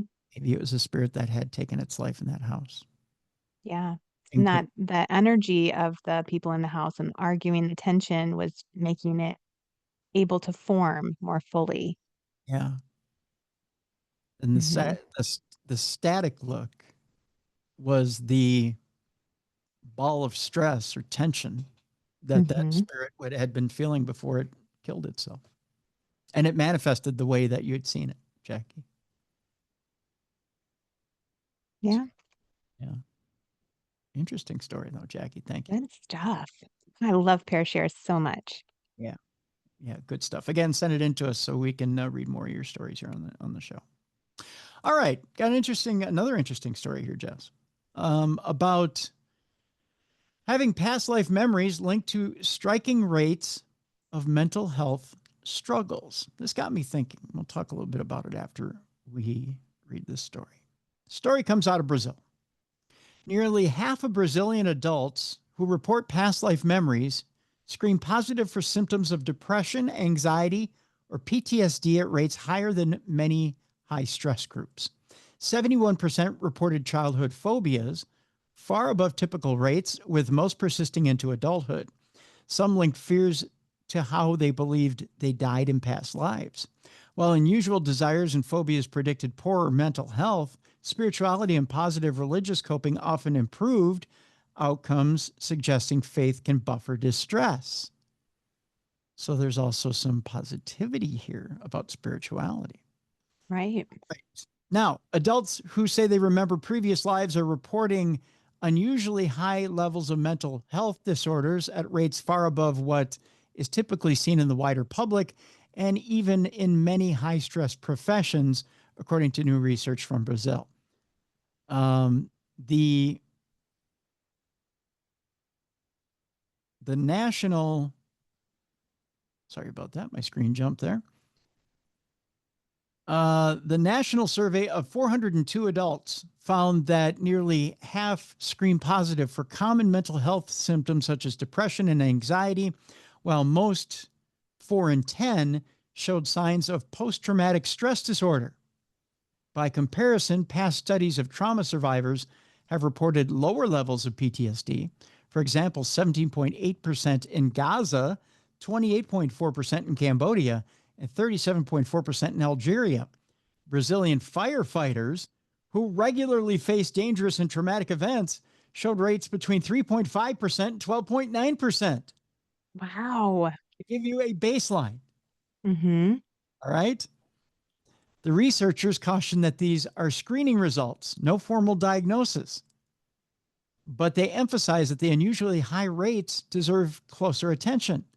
These findings suggest that adults who claim past life memories and report phobias and philias in childhood have a higher chance of reporting high levels of depressive and anxiety symptoms, the authors wrote in their paper published in the International Journal for the Psychology of Religion. They may be a population in need of mental health care, considering they are more likely to have common mental disorders. Um, One of the most striking findings came from the participants' childhoods. An overwhelming 71% said that they had never or that they had unexplained phobias as children, compared with about 7.4% in a global research cohort and 12.5% in a Brazilian cohort. Even more striking, 71% of those childhood fears carried over into adulthood. Mm. Now, many link those fears to how they believed they had died in a past life. One woman who said she had lived in Prussia described panicking as a child whenever she heard planes overhead. She would run inside shouting, "Plane, run," and hide under her bed, waiting for an explosion rather that never came. She later connected the fear to memories of wartime bombardment. Mm. Yeah. Beyond fears, about 30% of participants reported unusual urges or desires at a very young age, such as cravings for tobacco, alcohol, or even early sexual behaviors. One participant believed she had been a psychopathic man in the 17th century and recalling experiencing desires for tobacco and sex starting at age 4. What? Yeah. Yikes. Now, who's reporting these past life memories? The people who reported past life memories look very different from Brazil's population at large. More than half of them identified as spiritists rather, or a religion that embraces reincarnation, compared to about 2% of Brazilians overall. Two-thirds, or 68%, held college degrees, compared with just 16% of the general Brazilian population. Nearly 8 in 10 were women, and 93% said they believed in reincarnation. The memories themselves often began spontaneously in late adolescence or early adulthood at around age 20 on average. They span from prehistoric times to the 20th century and across 23 different regions of the world. Most stories described ordinary, often difficult lives filled with hardship and not glamorous pasts. About half of participants also reported birthmarks or physical marks that they believed matched fatal wounds from previous lives. So they believed they had physical evidence to back up these past lives. Interesting. Now, religion and spirituality played a double-edged sword. On one hand, unusual childhood desires and lingering phobias strongly predicted worse mental health. On the other, most spiritual practices seemed to protect against poor outcomes. People who reported higher levels of spiritual practice, forgiveness, and positive religious coping strategies tended to score better on happiness and mental health scales. In contrast, those who used negative religious coping, such as feeling abandoned by God or believing their suffering was divine punishment, had worse mental health, which I find interesting. Yeah. Having a belief system to make sense of strange experiences may reduce distress, the authors suggest. We may hypothesize that the lack of a cognitive framework and a social context that accepts and makes sense of past life memories may explain part of the distress that we find in this population, they wrote. Interestingly, Spiritism teaches that forgetting past lives is a blessing meant to prevent unnecessary suffering. This suggests the memories were not simply products of religious teaching. The researchers stress that their work doesn't prove or disprove the reality of past life memories. Instead, it highlights a population experiencing unusually high rates of psychological distress. To our knowledge, this is the first nationwide survey about past life memories among adults, the authors noted. Nearly half of participants said their memories influence their lives, with more describing negative effects than positive ones. Whether these memories represent something real or purely psychological, the people who report them are struggling. The authors argue that clinicians should be more aware of the issue and that more research is needed to understand how best to support individuals reporting these experiences. Now, that got me to thinking. When we do past life regressions, when people want to go forward and know about past lives, who don't remember these, and the last line of this article says something really important. And that is the religion of Spiritism teaches that forgetting past lives is a blessing. Most people don't remember their past lives. Right. There's a reason for it. And Spiritism teaches that forgetting past lives is a blessing meant to prevent unnecessary suffering. In other words, you've learned your lesson in that life. You've moved on. You've learned the lesson in that life. Now you're in a new life. It's time to learn new lessons, right? Right. If you're going back and you're reliving past lives, if you're bringing trauma forward into this life, if you're reliving what you lived in that life, what is that saying? Yeah. You would think that the soul would get, into that higher plane and then, I don't know, almost like taking a shower, like wash away the muck before it comes back into the next life. So it's not bringing anything negative with it into the next incarnation of, their journey to enlightenment, I guess, kind of see like coming back in different lives as learning lessons and new things. Why would you bring the desire for nicotine and sex as the former psychopath into your next life? That doesn't make sense to me. unless you need the tools from a past life for something in this one. Unless you need the compassion you had in a past life for something in this one. Right. Which makes sense. I mean, we probably bring aspects of personality back in, but why would you bring the negative ones with you? I Well, don't now get that. see, you say something like the negative, but maybe Mm-hmm. maybe you need the tools of a stone cold killer in order to do something Mm. positive, right? Maybe Yeah, you need that steely reserve to do something in this life that you might not have been able to do in that other life. that makes sense. Yeah. Um, maybe you need to redeem yourself in this life. Maybe you did something so awful in that past life that you need to turn it completely around. Maybe you need to learn not to be that person. Maybe you were a psychopath in that past life, but now you need to be something higher. Maybe you have a higher Right. calling. Maybe you were a psychopath in that life. You're a healer in this life, but you need to Right. learn how to change that, right? You need to learn how to bury those base instincts and learn how to learn to how to answer to a higher calling. I mean, it's a wild universe, right? Mm-hmm. It is fascinating and fun stuff to think about for sure. Yeah. So it's um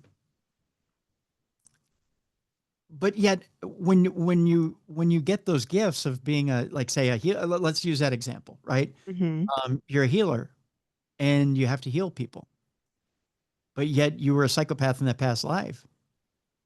There's comes a time when you get overwhelmed where you have to, you have to heal one person after another after another. There comes a point where you have to tell people no. Mm. Some people who are overly giving and tax their energy,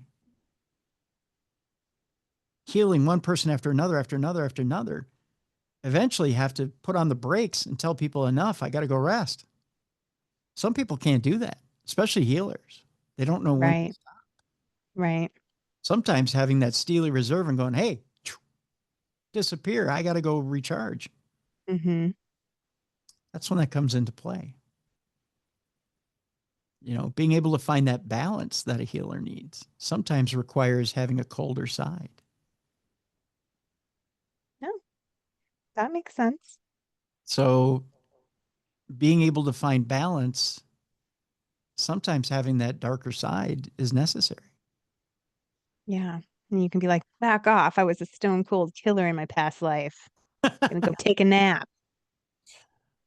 And also being able to go places where sometimes other healers won't, and being able to go and heal people that sometimes, there's I don't want to speak for some people, but there's sometimes there's people who say, "Oh, I'd never be able to do this, or I'd never be able to do that." They put limits on themselves. When it Right. comes to, I don't know if I'd be able to work with that person, right? Sometimes there are people out there that say, doesn't matter who it is. If they need help, they need help. Mm-hmm. Sometimes it takes that steely reserve to say, you know what? It doesn't matter. If they need help, they need help. And in this scenario, you have a healer that it doesn't matter. They have that steely reserve. If they need help, they need help. Yeah. So that's where I can see. Getting all the tools you need. That's right. So that's where, Yep. just to kind of draw this whole scenario out to its nth degree, that's where I can kind of see that happening. Yeah, that makes sense. Yeah. So there you go. All right, let's move on to the next story. A man claims to have found Bigfoot remains in New York State. A team headed up by a self-professed Bigfoot expert has allegedly discovered the remains of one of the creatures. The dubious claim comes courtesy of Charles Snake Stewart. That's a heck of a nickname. A Bigfoot enthusiast and father of three who has spent years investigating the mystery within the Adirondack Mountains region. According to reports, the team discovered a Bigfoot corpse in the woods, and now it is seen on display at the Horticulture Building at the Great New York State Fair from now until September 1st. Fascinating. Yeah. The creature, which has been nicknamed Dak, is said to be 8 foot tall, muscular, covered in thick brown hair, and has facial features described as a mix of human and ape. I don't know that I believe this. I guess so. An analysis of its scat is allegedly revealed that it is an omnivore. It eats both meat and plants. And if this all sounds too good to be true, however, that's likely because it is. Critics argue that the corpse is little more than a costume and a mask. The fact that it is necessary to purchase a ticket to get in to see the thing doesn't exactly help. I tell you what, I got a video of this thing and I'll post it in the description of this program so you can watch it. Fascinating. Yeah. What do you think? Legit? Uh, I'll let you guys decide. The I'm not loaded question, I can uh, tell. I'm not going to say anything. I'll let you guys decide. You can watch it for yourself in the description of this program. You tell me. You tell me if you'd pay for a ticket. But we'll leave it at that. Our next story has to do with a mini-loch-ness monster lookalike that lived in Arizona around 220 million years ago, which begs the question, then why aren't there more out there like this? We're going to meet Achitostropheus oligos, which is a real aquatic reptile from North America that looked a lot like the legendary Nessie, only substantially smaller. And I tell you, when you get a look at the picture of this thing, Jess, or supposedly what this thing looks like, you could go, oh, yeah, Ooh, yeah, for sure. doesn't it? So, yeah, Wow. yeah, that's supposedly what the thing looks like. The mythical Loch Ness monster now has a little sister, a tiny aquatic animal that lived in the Triassic period around 220 million years ago. Discovered from fossils from Petrified Forest National Park in Arizona, the new species represents a new taxon of, I believe this is Tanostropheid, which is a type of real ancient reptile. Sorry, Nessie, that's recognized by its long neck. Here we describe Tanostropheid remains discovered in multi-taxic bone bed at Petrified Forest National Park and name and describe a new Tanostropheid taxon, wrote the paleontologist who discovered the fossil in a study in paleonodiversity after examining their affinities to other Tanostrophides. We discussed the implication of the discoveries, principally the previous unrecognized Tanostropheid diversity. Many of the Tanostrophides had necks twice as long as their bodies and tails. But besides the strength of their necks, the reptiles, which lived throughout the Triassic period, were highly diverse in body plans and ecologies, the paleontologists wrote in their study. Indeed, while some Tanostrophides were small lizard-like animals, only around a few feet in length, others were around 16 to 20 feet long. And while some were suited to life in the water, others adopted a different lifestyle. And while other Tanostrophides included taxa, interpreted to be aquatic, terrestrial, and potentially even gliding, the paleontologists wrote in their study. Of course, North America saw its fair share of strange species throughout the Triassic, including some of these long-necked animals. But up until now, the remains of the Tanostrophides have been remarkably rare in the region. Tanostrophides have historically been found mostly in Europe and China, added the paleontologists in their study, though there is a small but expanding record of Tanostrophides found in the Triassic of North America. The new taxon adds to that record, demonstrating that a wide diversity of Tanostrophides lived in North America than previously thought, represented by the new species Achitostropheus oligos. The taxon likely lived in the swampy ponds and rivers of northern Arizona. It's hard to think of it as swampy in northern Arizona, but No kidding. which was then a much warmer and wetter environment. Hard to think of northern Arizona as swampy. Hmm. The world has changed many times. Boy, last time I was there, it was just dry. I remember my eyeballs getting so dry, I thought I was going to die. Sandy and dry and hot. Mm-hmm.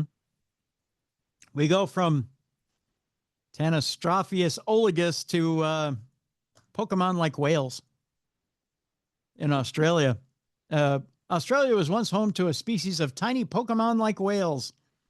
That means we got to catch them all. They're home to a whole bunch of unique native land mammals, such as koalas, wombats, and wallabies. We're talking about Australia.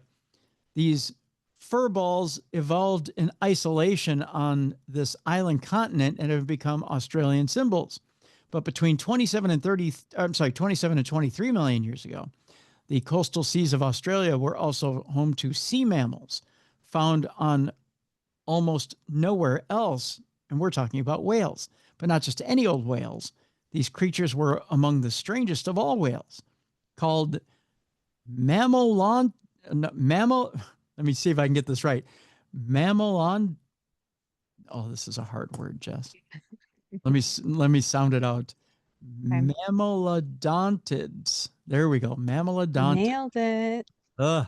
If alive today, mammalodontids would also be iconically Australian as kangaroos. Recent fossil discoveries from coastal Victoria reveal that not just one or two species, but a cornucopia of these wonderfully weird whales once called Australia home.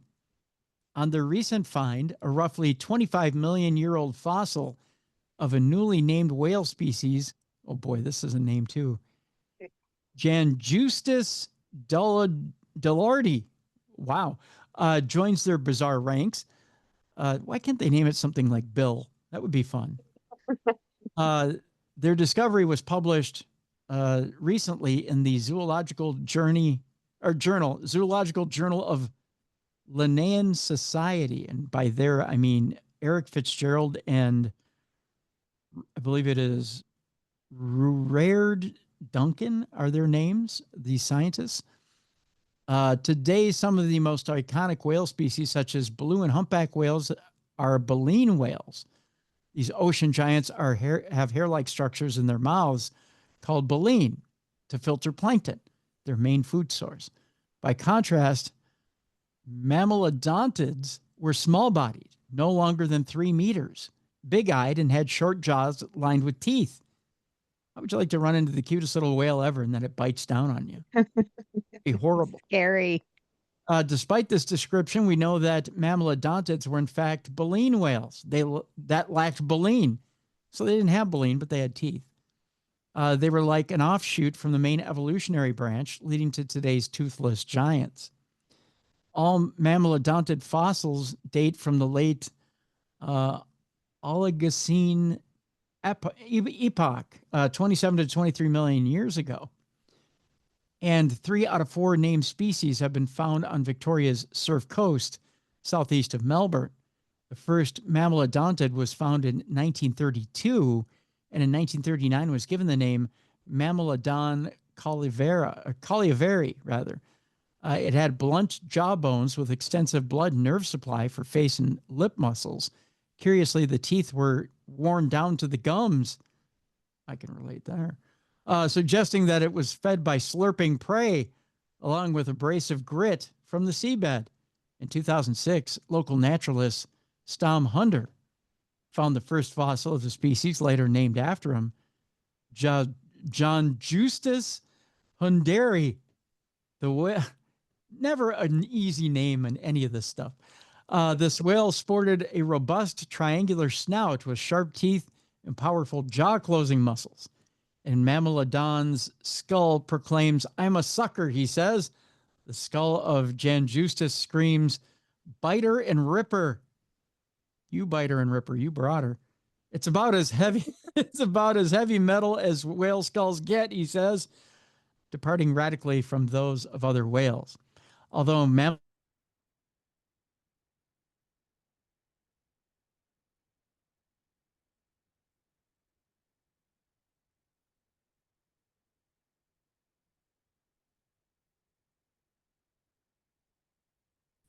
little pocket whales, Jess. little pocket whales. Sounds adorable. Yeah, I'm going to get a few for the backyard. Put them in Add my it to your pet collection.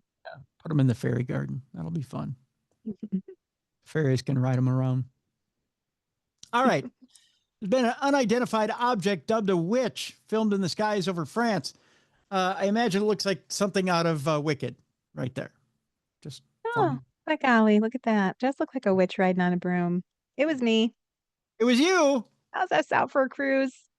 Were you looking for your morning croissant and hot chocolate? Yes, getting some fresh air. Yeah. Well, we all gotta take a trip sometime. Speaking of, I say France, and I should mention our friends over at Mysterious Adventures Tours, Mm. because I say France.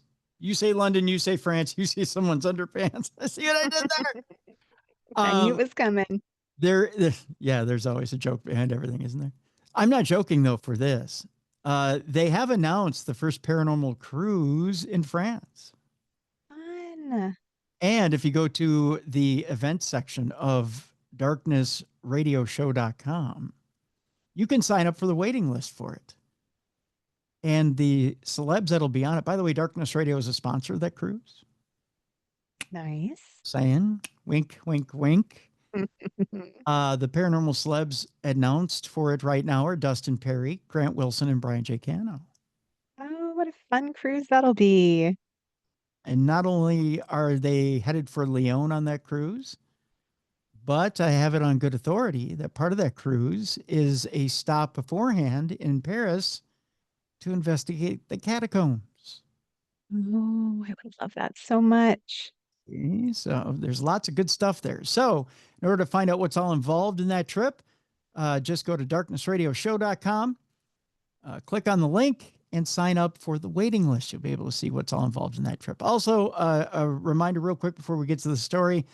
It was Dacre Stoker's birthday on August 23rd. And to help celebrate his birthday, your presents for him would be perfect if your presents would be required in Romania over Halloween weekend. See what I did there, Jess? Yes. You also can go to darknessradioshow.com and give him a present by making your presence known in Romania and signing up for the trip there. 12 wonderful days in Romania over Halloween. It's real simple, folks. Just go to darknessradioshow.com, click on the link, and sign up for the trip to Romania and party at Bran Castle with the great-grandnephew of Bram Stoker, who wrote Dracula and took his inspiration for Dracula's castle from Bran Castle. And it's not just hanging out outside the castle on Halloween. It's a full-bore party, having dinner at the castle, a dance at the castle, in the castle on Halloween. I'm telling you, it's something else. Plus, there's the haunted forest and much, much more in Romania. Sounds like the coolest trips ever.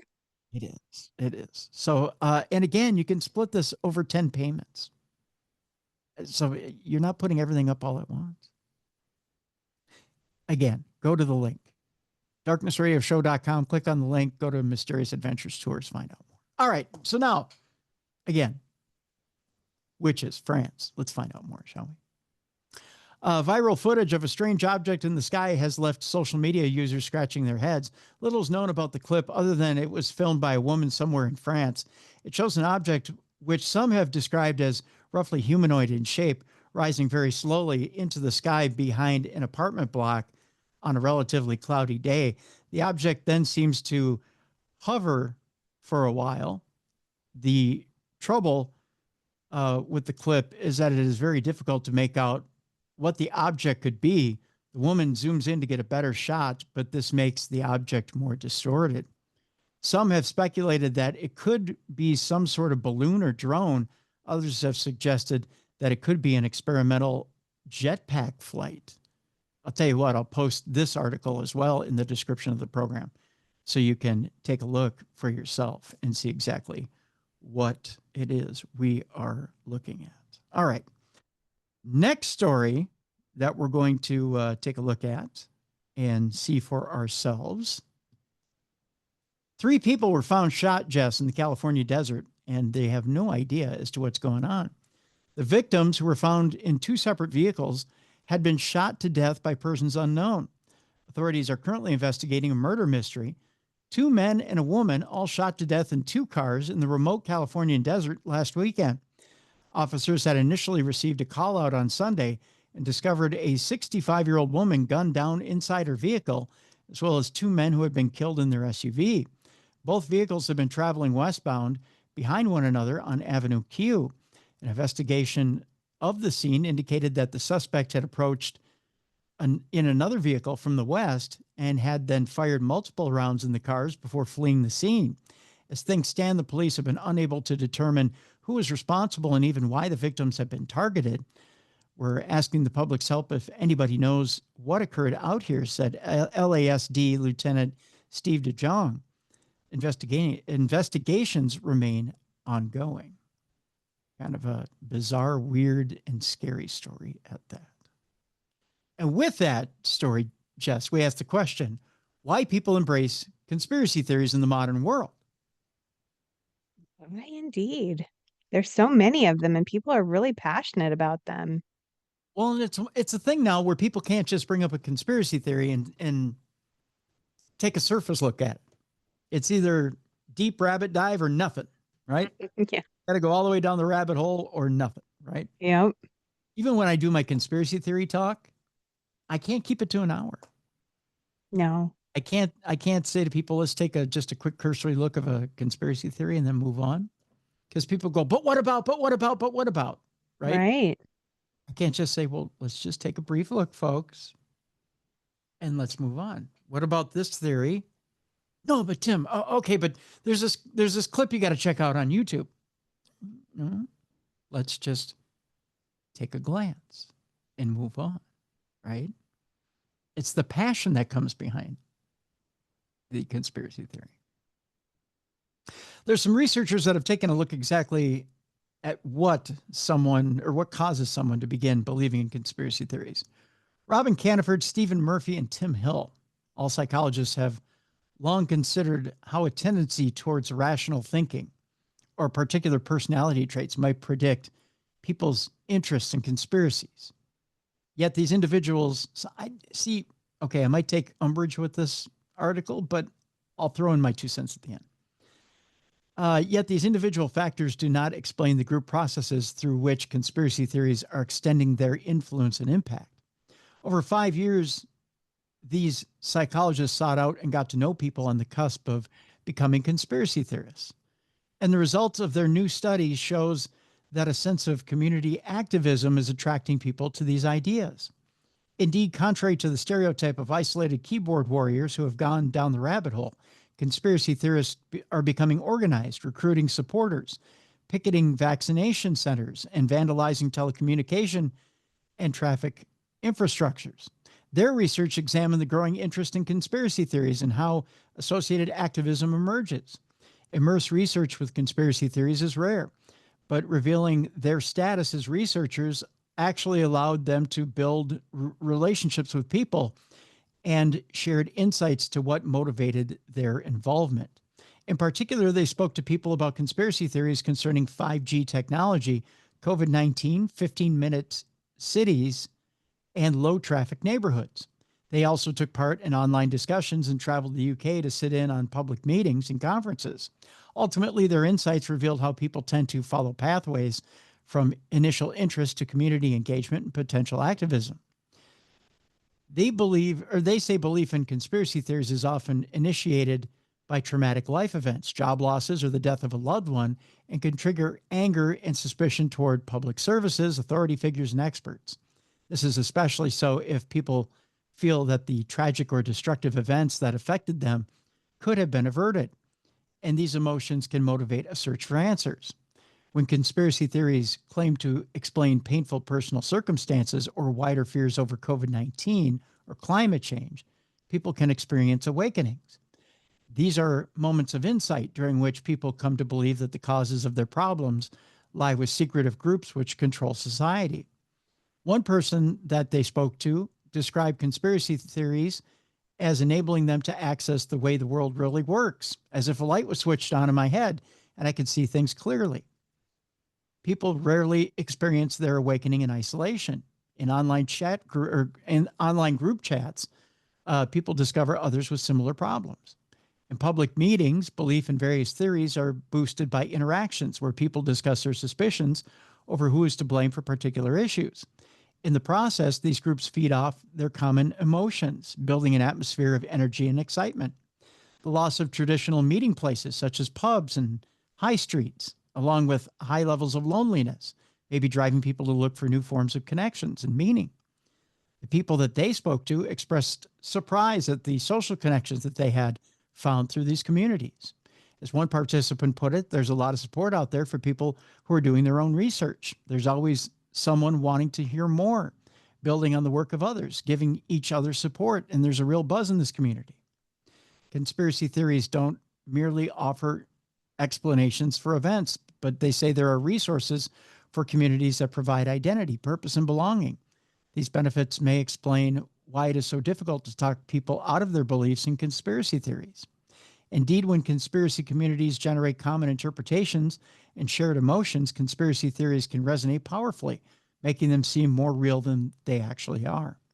The effect is compounded by the way which conspiracy theories invite believers to build on ideas by doing their own research. The internet serves as a vast database where conspiracy theorists can discover articles, documents, and scientific reports to support their claims. And despite the questionable quality of many such sources, contributing to conspiracy theories can provide a boost to people's self-esteem, making them feel like experts and heroic detectives. A key aspect of those communities is how they empower members to contribute. Yet beyond generating more theories, conspiracy communities are becoming organized networks for protest and activism. Given that conspiracy theories raise suspicion and anger over people's problems and point the blame at particular targets, these researchers found believers can feel compelled to take part in protests. For example, some claim that the urban planning concept of 15-minute cities is part of secretive government schemes to limit citizens' movement. Protesters against these and other efforts to improve urban environments are uniting under slogans such as "Stop the Tyranny." I'll shorten up the article a little bit and tell you that they kind of wrap everything up in a bow here and summarize by saying, perhaps the real winners here are the conspiracy entrepreneurs, people who capitalize on conspiracy theories by creating content that heightens people's suspicions about problematic events. In the process, these people build attention and fame while peddling products and services from books, merchandise, and coaching to vitamin pills and gadgets. I tell you what, they focus this article here on people who get overly passionate, right, in the conspiracy theory realm, who have an agenda, who focus on one theory and take it to an extreme. But there are people out there who are conspiracy theory fans, right? People who love a good story. And I think that's what's at the basis of a good conspiracy theory, is that there's a good story. And the one thing we're missing in society these days are good stories. I think we're all looking for a good story.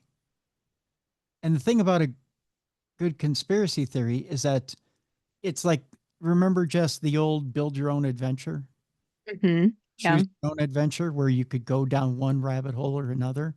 Yeah. And you could create your own adventure and you could choose the path you go down.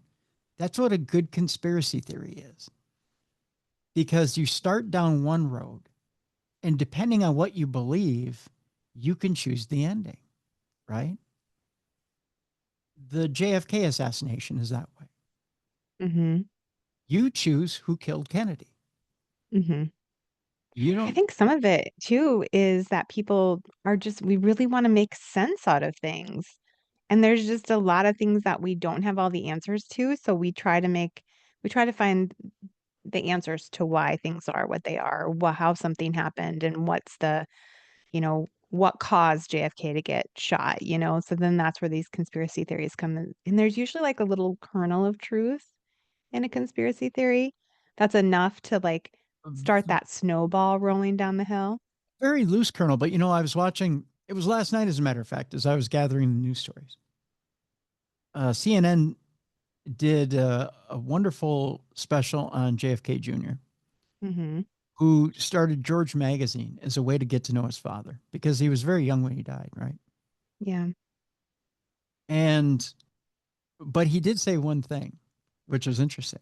He used to get mad at anybody who would bring up his father's death. He didn't understand why people were so fascinated with his father's death, just the theories behind his father's death. You want to know why? Why? Because he said, my Uncle Bobby knew everything. Oh, He knew how it all happened. interesting. And evidently he knew. Hmm. She said, my Uncle Bobby knew everything. I don't know why everyone's so fascinated. It's all out there. So Interesting. if that's the case, if it's known, then why didn't why didn't John Jr. just come out and dispel everything? Why didn't he say this is all bullshit? Kill your theories. Here's what happened to my Right. father. Because obviously it created a name. It created fame. It created a career. The lore going. That's right. You keep the lore Hmm. going, it keeps the mystique going, and it gets the Kennedys a name. Obviously, the head of the family says, don't you dare shit all over this family. Because this family was made by politics. This family has a tradition. This family has a name. And there's lore behind this family, like you said, Jess. Hmm. We let the public think what it wants to think. We let the public tell the story. And we just keep riding that train.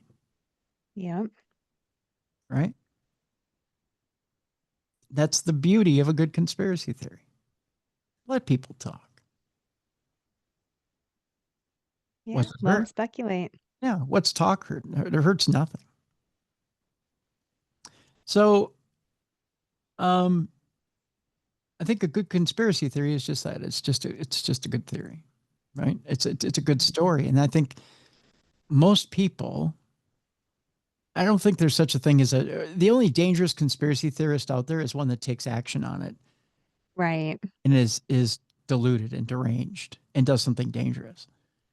I think most people who enjoy a good conspiracy theory just like a good story.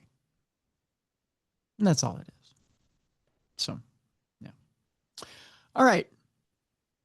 Time now with that for our palate cleansers.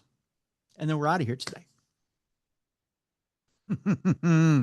Oh, Jess, this is a two-parter. And I hate to say this, but it has to do with hygiene and what you do with it. And then the second part of this is, ladies, it also has to do with the perfect man. And it is a little not safe for work. So we'll give you a chance to get the kids out of the room, just as much like not safe for work on Dumb Crime, Stupid Criminals, and to get this podcast turned off in front of your boss.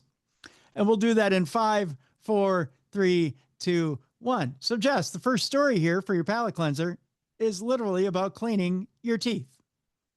Okay. Now, we have toothpaste, perfectly good toothpaste out there, right? Yes. Okay. But did you know, our Health and Human Services Director, speaking of Kennedy's, says that he wants to do away with fluoride and keeps Hmm. spouting off about how fluoride is bad for you. Did you know that there's a substance out there that works better than fluoride in toothpaste? No, is it something gross though? Maybe. Would you like to know what it is? Yes. Toothpaste made from hair works better than fluoride, according to scientists. What? Yeah. It's ground up hair made into a paste? Yep. Ew. Not only can it repair enamel, something that normal toothpaste can't do, but it's sustainable as well. I mean, you're always gonna have hair laying around. We shed at our house like crazy with 3 girls. Just imagine. If you're looking for an effective, sustainable toothpaste, it might be right on top of your head. Scientists have discovered that keratin, which is a protein that's found in hair, skin, and wool, can repair both tooth enamel and stop tooth decay. It might also protect teeth even better than conventional fluoride-based toothpaste and stop tooth decay in its tracks. That according to a new study. When keratin comes into contact with saliva, it forms a protective coating that mimics natural enamel. That according to a study. Not only can it shield teeth from further damage, but it may also help repair enamel, something traditional toothpaste can't do. The findings are published in Advanced Healthcare Materials, something I get on my doorstep every Thursday at 2 a.m. Keratin also offers a transformative alternative to current dental treatments. Not only is it sustainably sourced from biological waste materials like hair and skin, nummy, Ew. it also eliminates the need for traditional plastic resins commonly used in restorative dentistry, which are toxic and less durable. Sarah Gamea, who's a graduate student from King's College London and first author of the study, said in a statement. Getting an appetite for lunch yet, Jess? Tooth enamel wears away with age, leading to tooth sensitivity and eventually a need for dentures. This process is hastened by acidic foods and poor oral hygiene. And once enamel is gone, it's gone. Fluoride toothpaste can slow this process, but not stop it. But you know it can, Jess. Keratin. Your hair. Mm-hmm. The protein forms a dense crystal-like scaffold that mimics the structure, color, and function of actual enamel, the study finds. Over time, the scaffold continues to attract calcium and phosphate ions, leading to the growth of an enamel-like coating on your teeth. That means keratin-based toothpaste could potentially repair lost enamel and seal exposed nerves, reversing the symptoms of enamel erosion. So drink all the coffee you want. They'll make more enamel, right? The study authors used keratin extracted from wool in their study, but said it could also be extracted from other sources, including human hair. So, you know, when you wake up in the morning and you say it feels like your teeth are all hairy, Yes. maybe they are. It's not a bad thing. It's a huge step for regenerative dentistry, as researchers say. It's also good for the environment, providing a biodegradable alternative to conventional toothpastes. And happily, consumers might not have to wait long to purchase a keratin-based toothpaste, they say. It could hit the market in the next 2 to 3 years. So get in line, Jess. It might be waiting for you soon. I'm gonna start making my own. I mean, if I have to brush my teeth with hair, I'd rather it be my hair than someone else's hair, Yeah, yeah. right? But you have to mass produce it. That's the thing. My guess is that they may mass produce it from wool. It might be done from sheep's wool. Hmm. Why is that's less disgusting to me.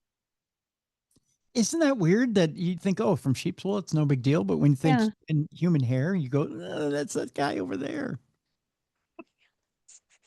A psychological thing, I suppose. I mean, I'm glad at least you didn't say pee. I was waiting for you to say, "We should all start brushing our teeth and gargling with urine." No, it's not urine. And Ew. it's not poo or anything like that, but it is hair. Kinda gross. I get gross. You know what grosses me out the most? More than What? anything, I'm at a restaurant. I sit down to a delicious dinner. And this used to get my grandfather too. Even if it was just he was at home and eating and he would get a hair in his food. Yeah.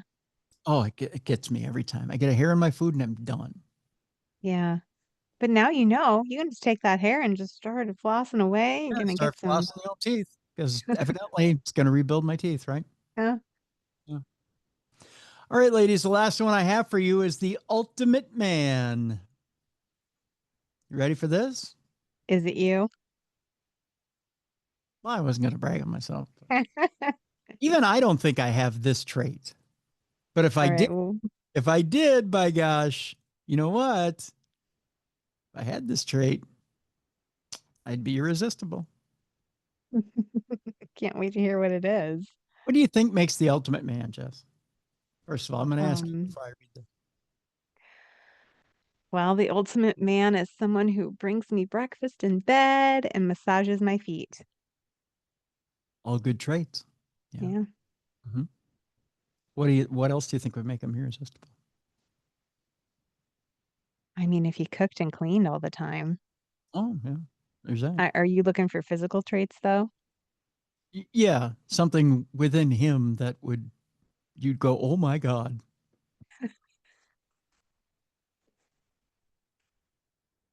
I don't know. I suppose I'm more attracted to personality and kind gestures than a physical body, but I don't know. I can't think. What is it? I'm dying to know though. I'm going to ask you to go deep within your dirty mind and think to yourself, Don't tell me it's all about his junk. "Oh, no, no. I want you to be creative about this." Okay. But in my dirty mind. Mm-hmm. Mhm. I don't know.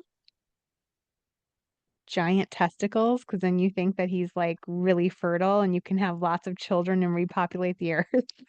Good shot. I won't stress you out too much, but I'm going to get really creative here. You ready for this? All right, I'm ready. Ladies, your perfect man is here.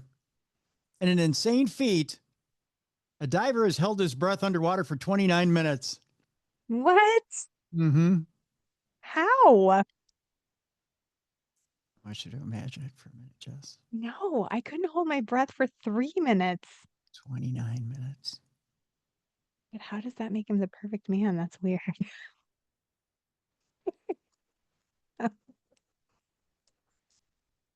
I don't have a dirty enough mind for this game. I get it now, Tim. I You did understand. it.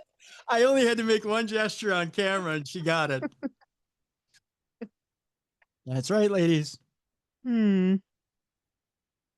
Want Hmm. to take your man shopping? You ever want him to go downtown? He could hold his breath for 29 minutes. 29 minutes. 29 minutes, ladies. You think he Ah, doesn't have the neck muscles of a bull? You think that wife isn't satisfied? sounds tiring. Sounds tiring. Wow. When You've I have too just. many things to get done, I can't lay around for 29 minutes. So you're saying he's not that good at it? Is that what you're saying? It I takes. mean, I'd be like, 3 minutes would be fine. I'm done. I've got to go do some laundry. Whoa. I have a book due. I need to go write. Too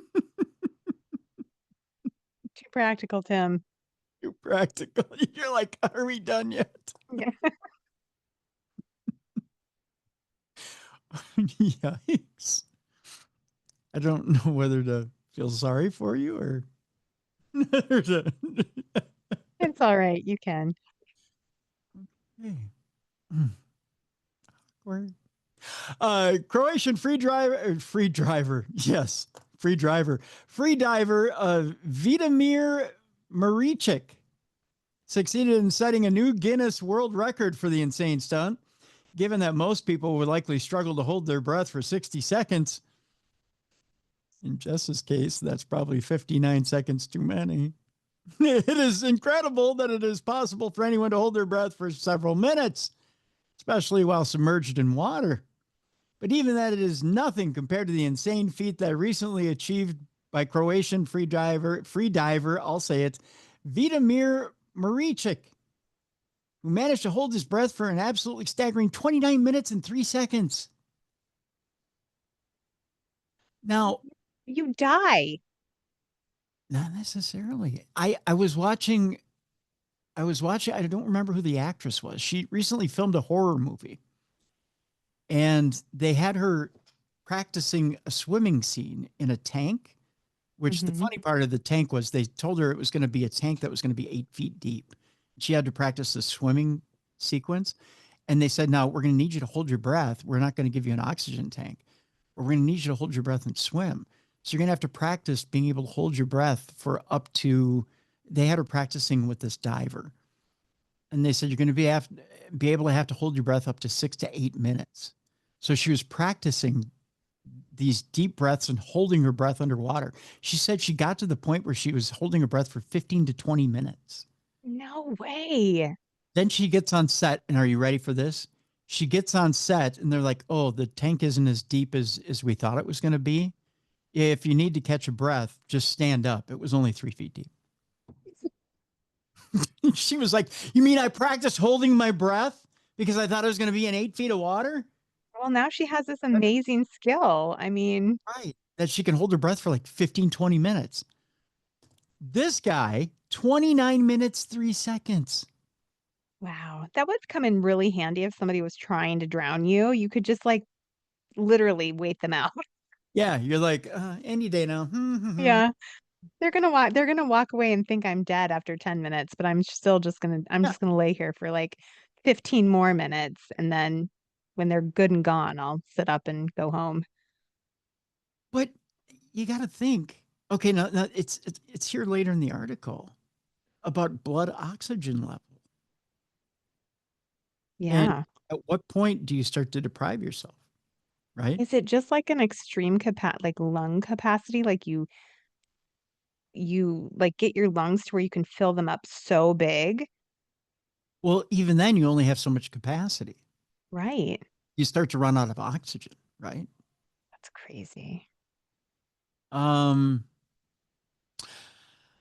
So to put it in perspective, that's 2 to 3 times as long as a bottlenose dolphin can typically achieve.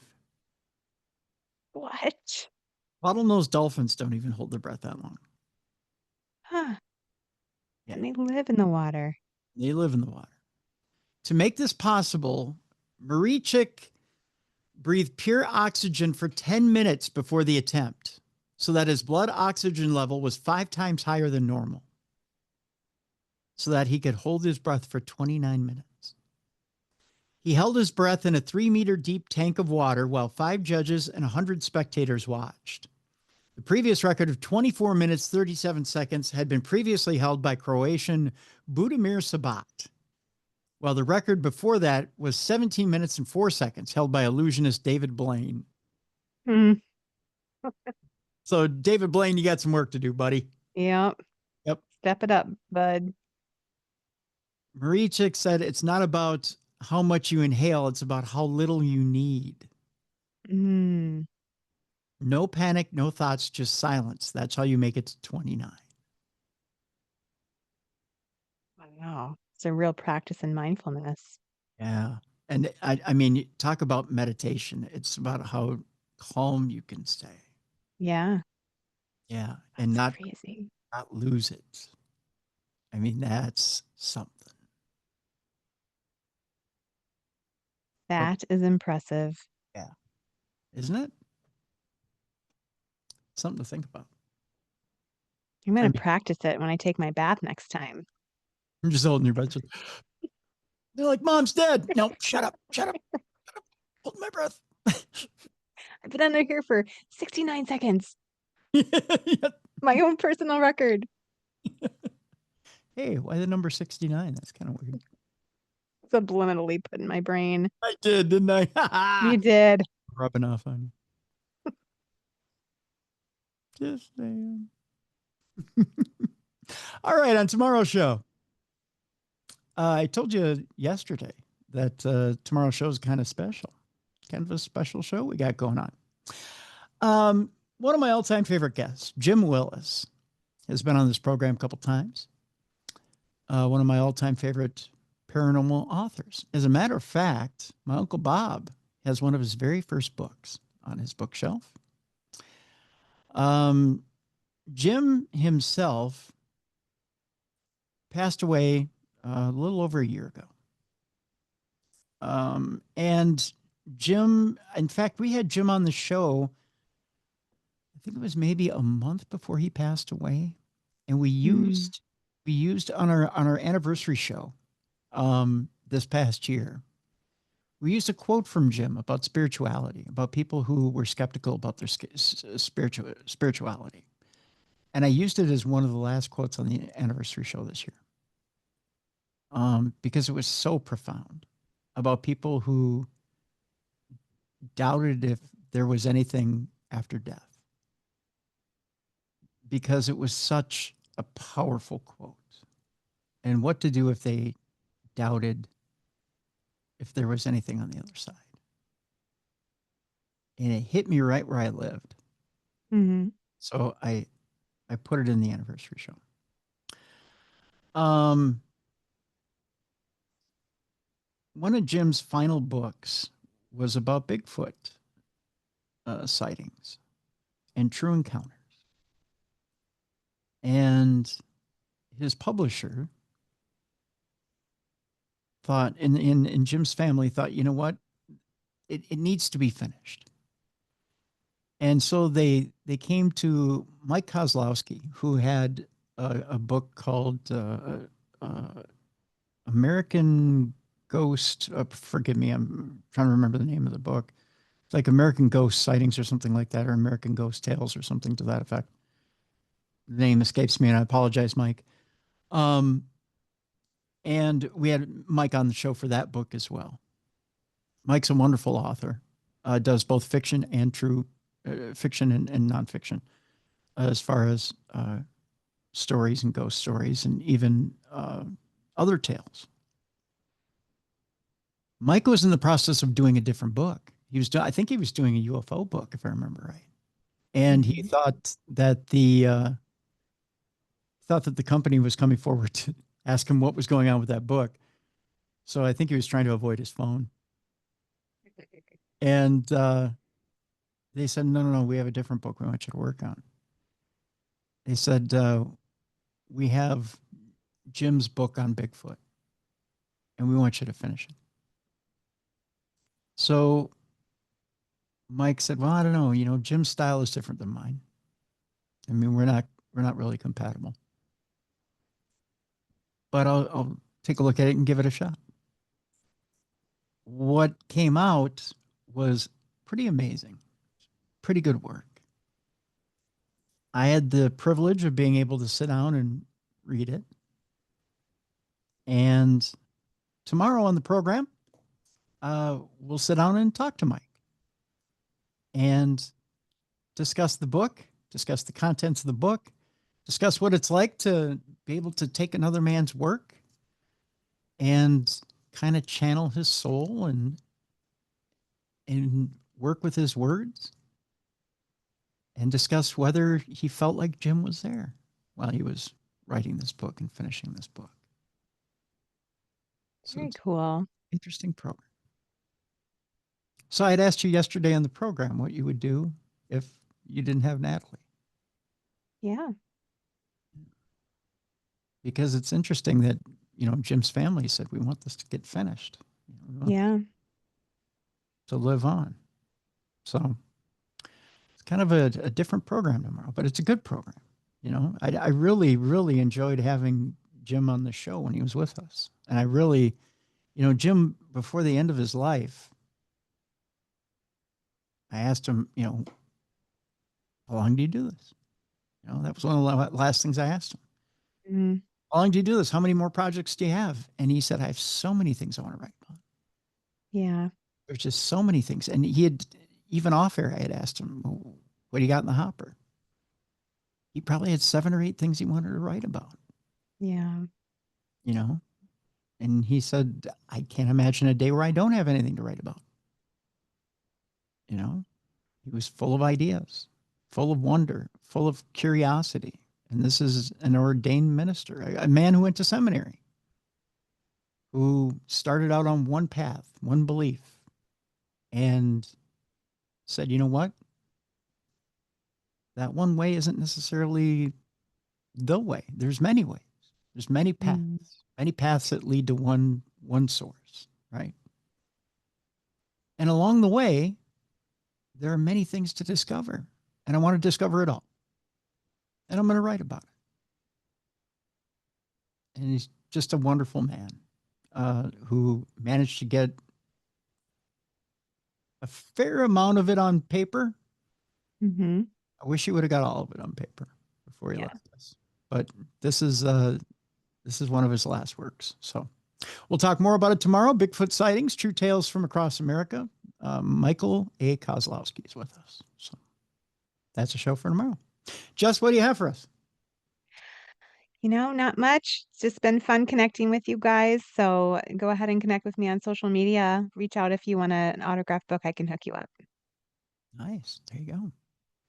I take it, are you going to do any big book signings across America with Natalie? You could. Watch her. Well, we do have one coming up. I haven't solidified the details yet, but we're going to have a couple of things coming up to celebrate these 4 books that have come out, but I have to firm up the details before I share. And then I do have an event that's like an overnight event, but it's more craft related, so more writing and art with the side of ghost hunting. I'm not hosting it. I'm a guest, so I'll share that when the details are ready too. Cool. Please do. Please Yeah. do. And we may have a little something crime related coming up in the spring. We'll tell you more about it in a little while. So we're working on something crime related too in the spring. We'll have some other stuff going on here. Darkness Radio wise. In the coming year. So we'll let you know. All right, that'll do it for today. Again, Michael Kozlowski tomorrow, Bigfoot sightings, true tales from across America. For Jessica Freeburg, I'm Tim Dennis. Thank you so much for continuing to watch and listen to the program. Again, check out our friends at Mysterious Adventures Tours, Dacre Stoker, and the Romania tour. And of course, get on the waiting list for France next year, next spring. Again, thank you so much. We'll see you tomorrow. For Michael Kozlowski, right here on the best in true crime, the best in paranormal podcasting. This is Darkness Radio. For more audio and video archives of the show, intriguing content, fun events, and cool swag, check out darknessradioshow.com. The executive producer of Darkness Radio is Troy Palmer. If you enjoyed today's program, make sure you like and subscribe. Thank you for watching. And make sure you tune in tomorrow for Bigfoot sightings with Mike Kozlowski.